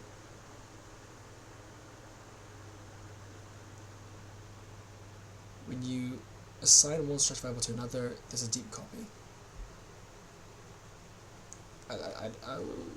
I'd say I hope so, but low-key move by default is better. That's weird, actually. It's kind of weird that it doesn't have move by default, because that's way more. Well, it's just better for performance reasons. This deep copy semantics extends to all value types, structs, arrays, maps, and tuples. I mean it in the sense of having copy by default, deep copy by default, makes people just use copies and not really think about it. Whereas if they're forced to like use move by default, then they actually have to think about using two copies. So then they don't they're less prone to making inefficient decisions. Or rather, they're less prone to having inefficient decisions made for them.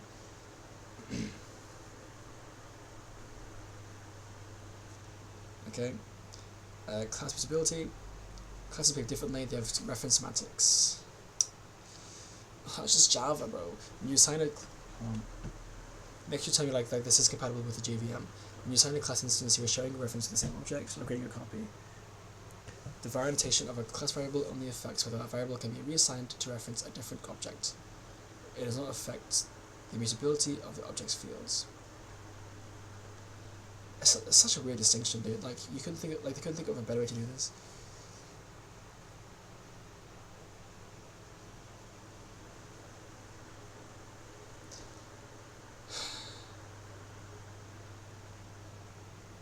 Okay. Collection, don't really care. Array of structs. Yeah. Array of classes is a shared reference.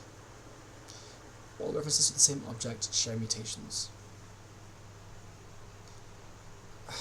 I just don't like it, dude. Like, I much prefer explicit address of, like, reference operators. Compound assignment operators. Like, having to be structural is just really difficult to reason about in a lot of cases. The first supports combined assignment operators that combine arithmetic with mutation.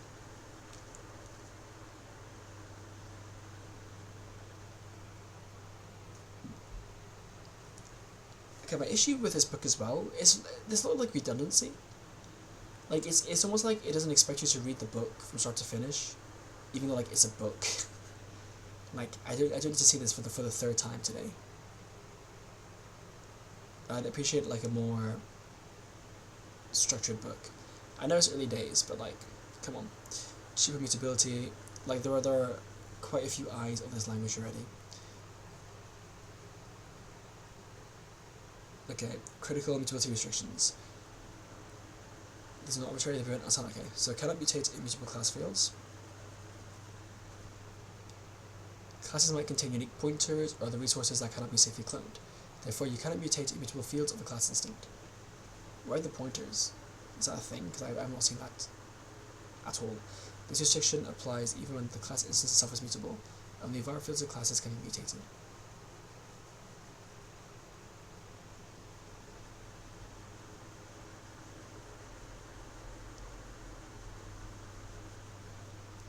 Okay. Sure. Explain it, I guess. Surely this means like under the hood, by the way. But like now, I'm just confused. Only structs allow field mutation. Only structs march computes. Pure structs allow field mutation through a variable.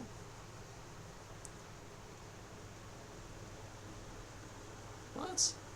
How is a struct computes?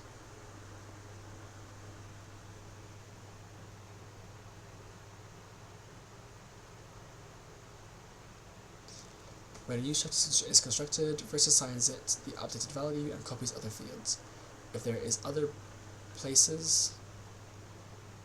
other places referencing the old structs, they will not have the updated values, unlike classes. Okay, cannot mutate through immutable class fields.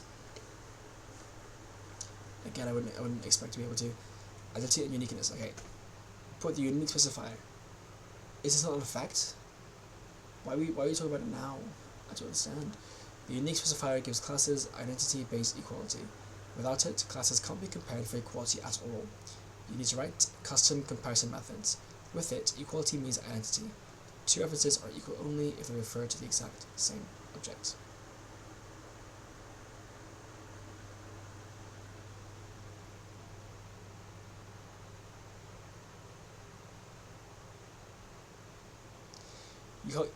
What? You can't compare to classes for equality? Not even structurally?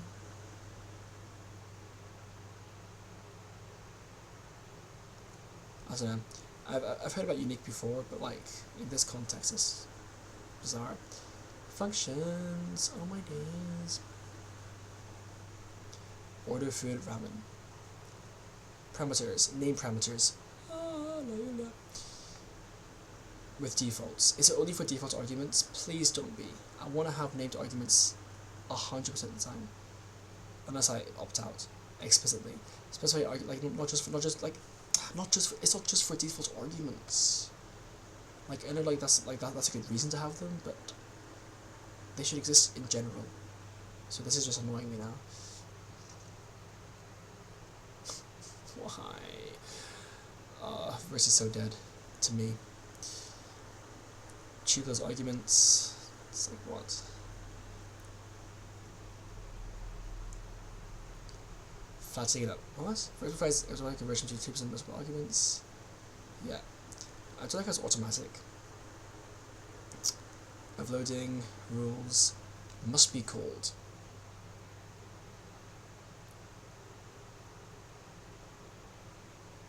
So there are extension methods.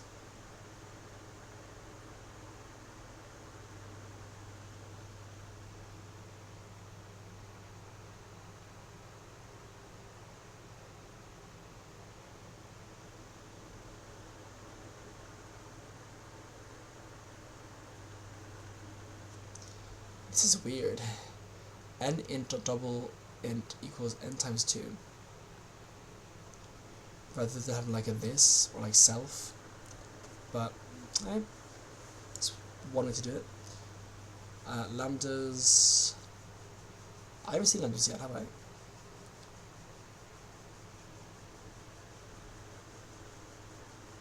Oh, they're not supported.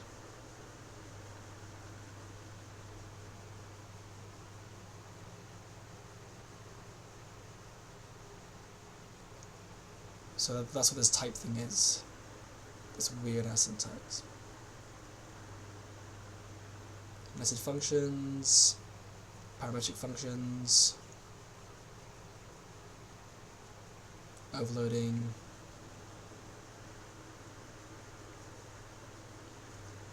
publishing functions. Publishing a function is a promise of backwards compatibility between the function and its clients.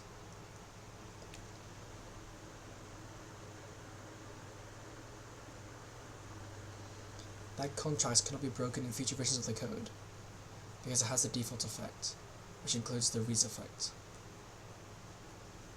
Where's the default effect?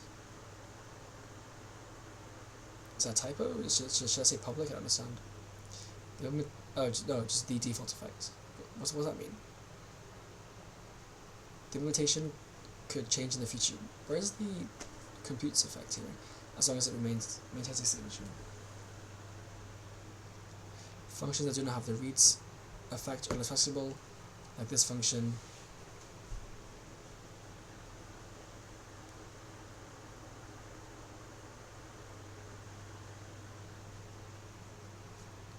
So if it's reads as this is so weird. Like I feel like this doesn't make it clear, does it?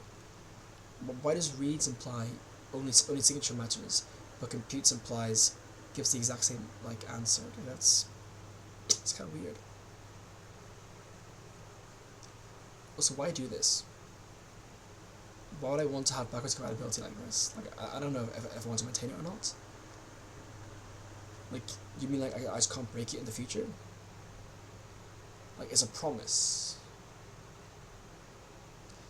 which is useful, I guess. Like if I break that promise, it's like okay. A transparent function does not declare its return type. Instead, the function's type is inferred from its body. Sorry. Functions like such as f1 and f2 are sometimes called opaque.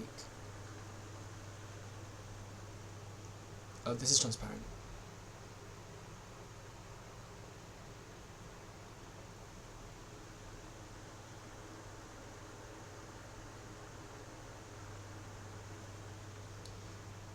The body won't change.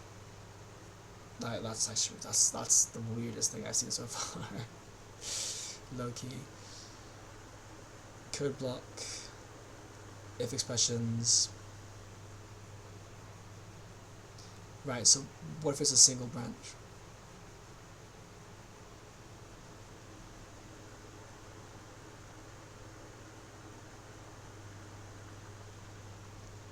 What? It's an error to have something that can't fail. It's interesting. I don't know why it wouldn't just be a warning, but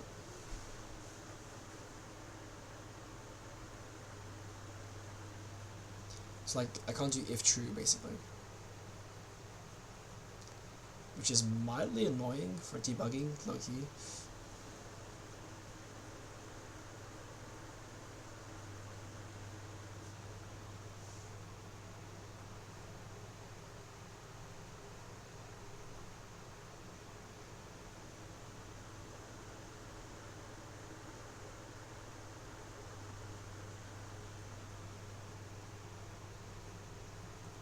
Don't like this.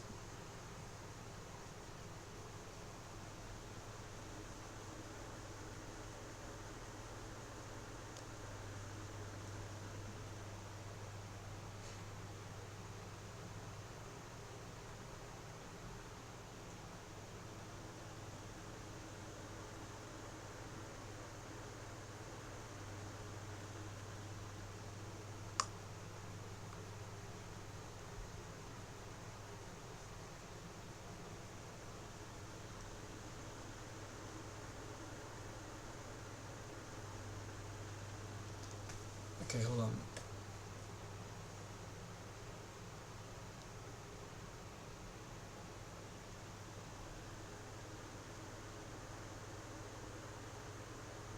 When process data succeeds, not true fails, causing the outer if to fail and roll back process data.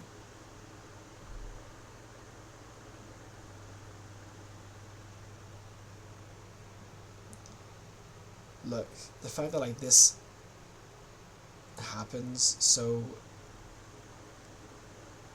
like in your okay, the fact that this is impossible actually kind of speaks to like a language design flaw, in my opinion. But here, so the pattern is meant to be just if and then just an else straight afterwards, which is kind of like I see the vision, but it's not the nicest, is it?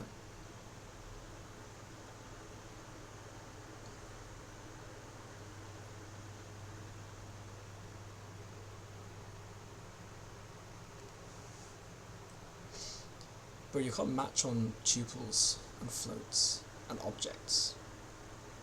Like, what? Like, other languages do. How can you not? Like, maybe if you promise to add later, but like, do not support it full stop? Maybe it said it will. I don't know, I didn't check.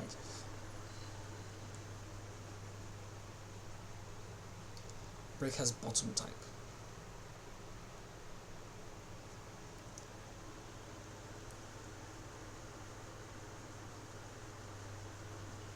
Oh yeah.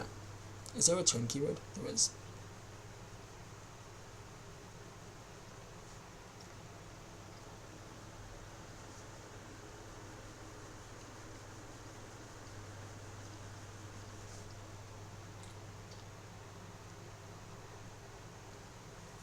It doesn't tell you how to break out of a nested loop, which is a bit annoying. It's still like loop tagging.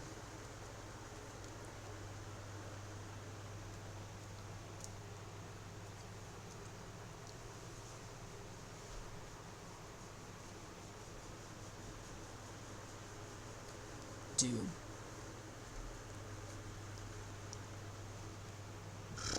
But the syntax is like, imagine being used to this and like just seeing this one day and it's like,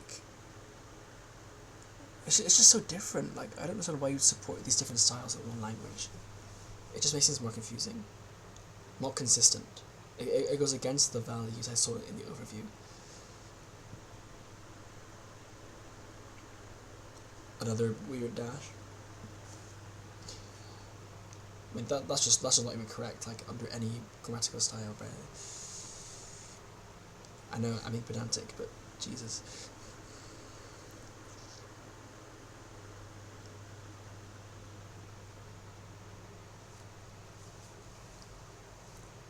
For v in values, do something v.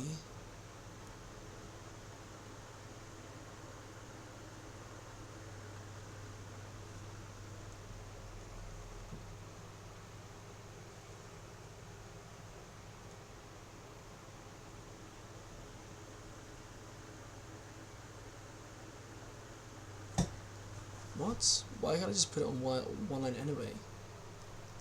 Why do I need a dot to put it on one line? Why can't I just have it for like just have the compiler check or the lexer check. If there isn't a new line after the colon, assume that the following statement is a single line statement. Like why? It chooses the most weird things to like have the user differentiate, but then like allows a bunch of arbitrary things be the same. Like I don't. This language, dude. Multiple filters. Maps.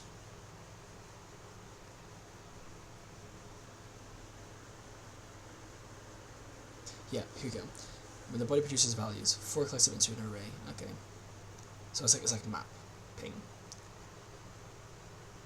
You could break for loops. Okay, ring iteration, so that ready. First expressions is like 4. So it's like a for do loop, okay. And the first only yields the first result. What?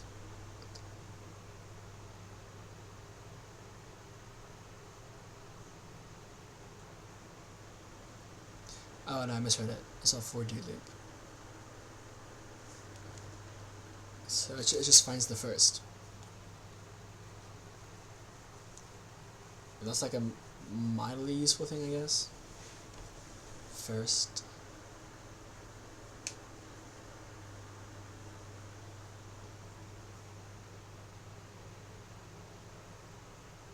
Sure, so it's just a weird thing to include.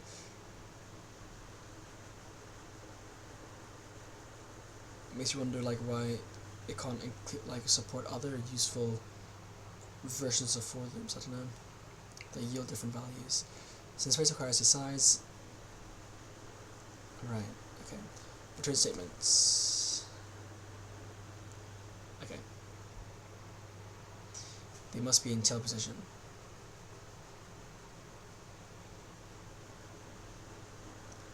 They must be the last thing before control exits the scope.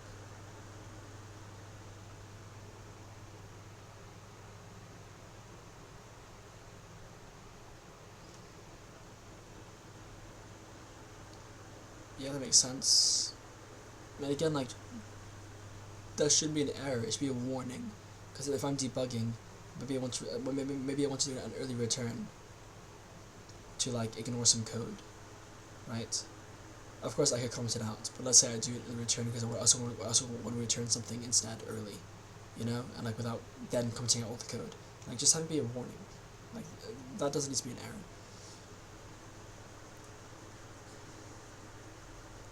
You know, like, error in release builds by all means, but like for debug builds, please don't.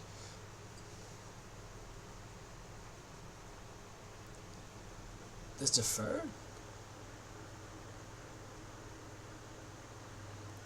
Oh yeah, do classes have destructors in this language? I wouldn't know because it comes up later.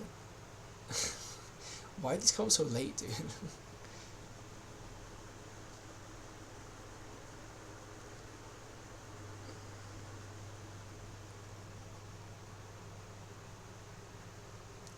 Okay. It's a block as well. I assume there's a deferred dot syntax.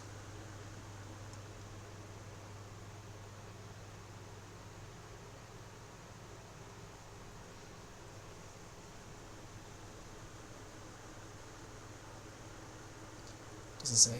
So sad.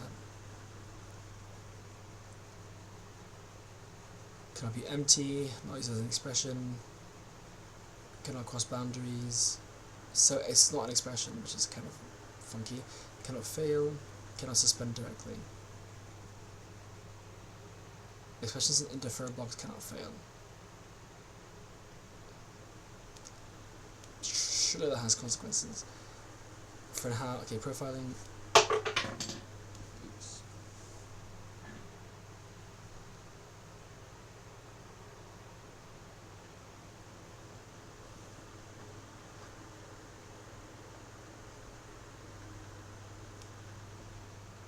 that's actually really useful.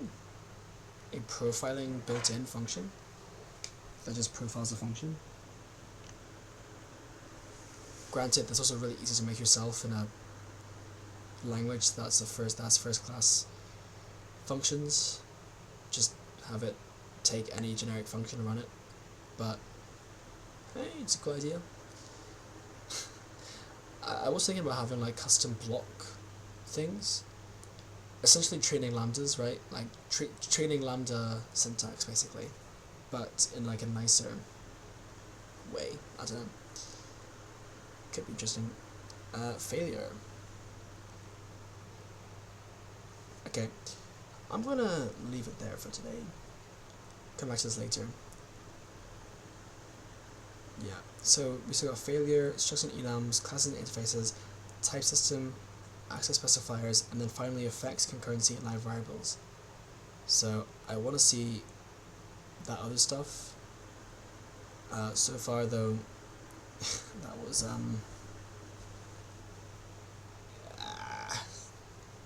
some interesting ideas. I think the real interesting stuff is going to be later. So far, that's pretty... The failure system is interesting, which is also what I'm about to read. But so far with everything else, yikes. Like, expressions having like... It's fine to be expression based, but like to not have a unit type with a unit value, that's not very good. Like, using false for empty just doesn't make sense. And the way it mixes like optionals and booleans, except they're not called booleans, they're called logic. Except to have logic, you have to wrap it in logic, except when it's not logic, because, you know, things can fail, true or false. It's just weird. It's just hard to wrap your head around. I'm sure the language itself is okay to write, but I feel like it's just like maintainability and readability. It's got a struggle, which makes me. I mean, actually, I don't care because again, I don't really care about Unreal Engine or the metaverse, whatever it has planned. It's like whether or not it's easy to code in doesn't really affect me at all. It's like this is a language that will actually be used by systems developers. So, you know, if I'm just making games on my own, like I'm never going to come across verse code unless I'm specifically making an Unreal Engine game or like looking through Unreal Engine projects. So, and either way, since we use a virtual machine, I don't know why it hasn't mentioned the virtual machine until like some random chapter where it just drops, like just drops the facts. Like that's a very significant thing. So it seems like developers might still use C++. Anyway, so I don't know, but yeah, I'll read on in a different recording because I got to see. I just want to see the effects. Like at this point, that's all I care about: the effects and concurrency, and how they intertwine. So subscribe for that. I also got to finish Swift at some point. I think Swift is an interesting language, and I might revisit Coca, or like give it a proper look, now that I understand more about effect systems. But like, I need to see some like convincing use cases. Yeah, and yeah, I'll just keep thinking about True as well. I have some ideas floating around in my head right now, that could lead to some fairly significant changes to the core, or just to the fundamental language. So.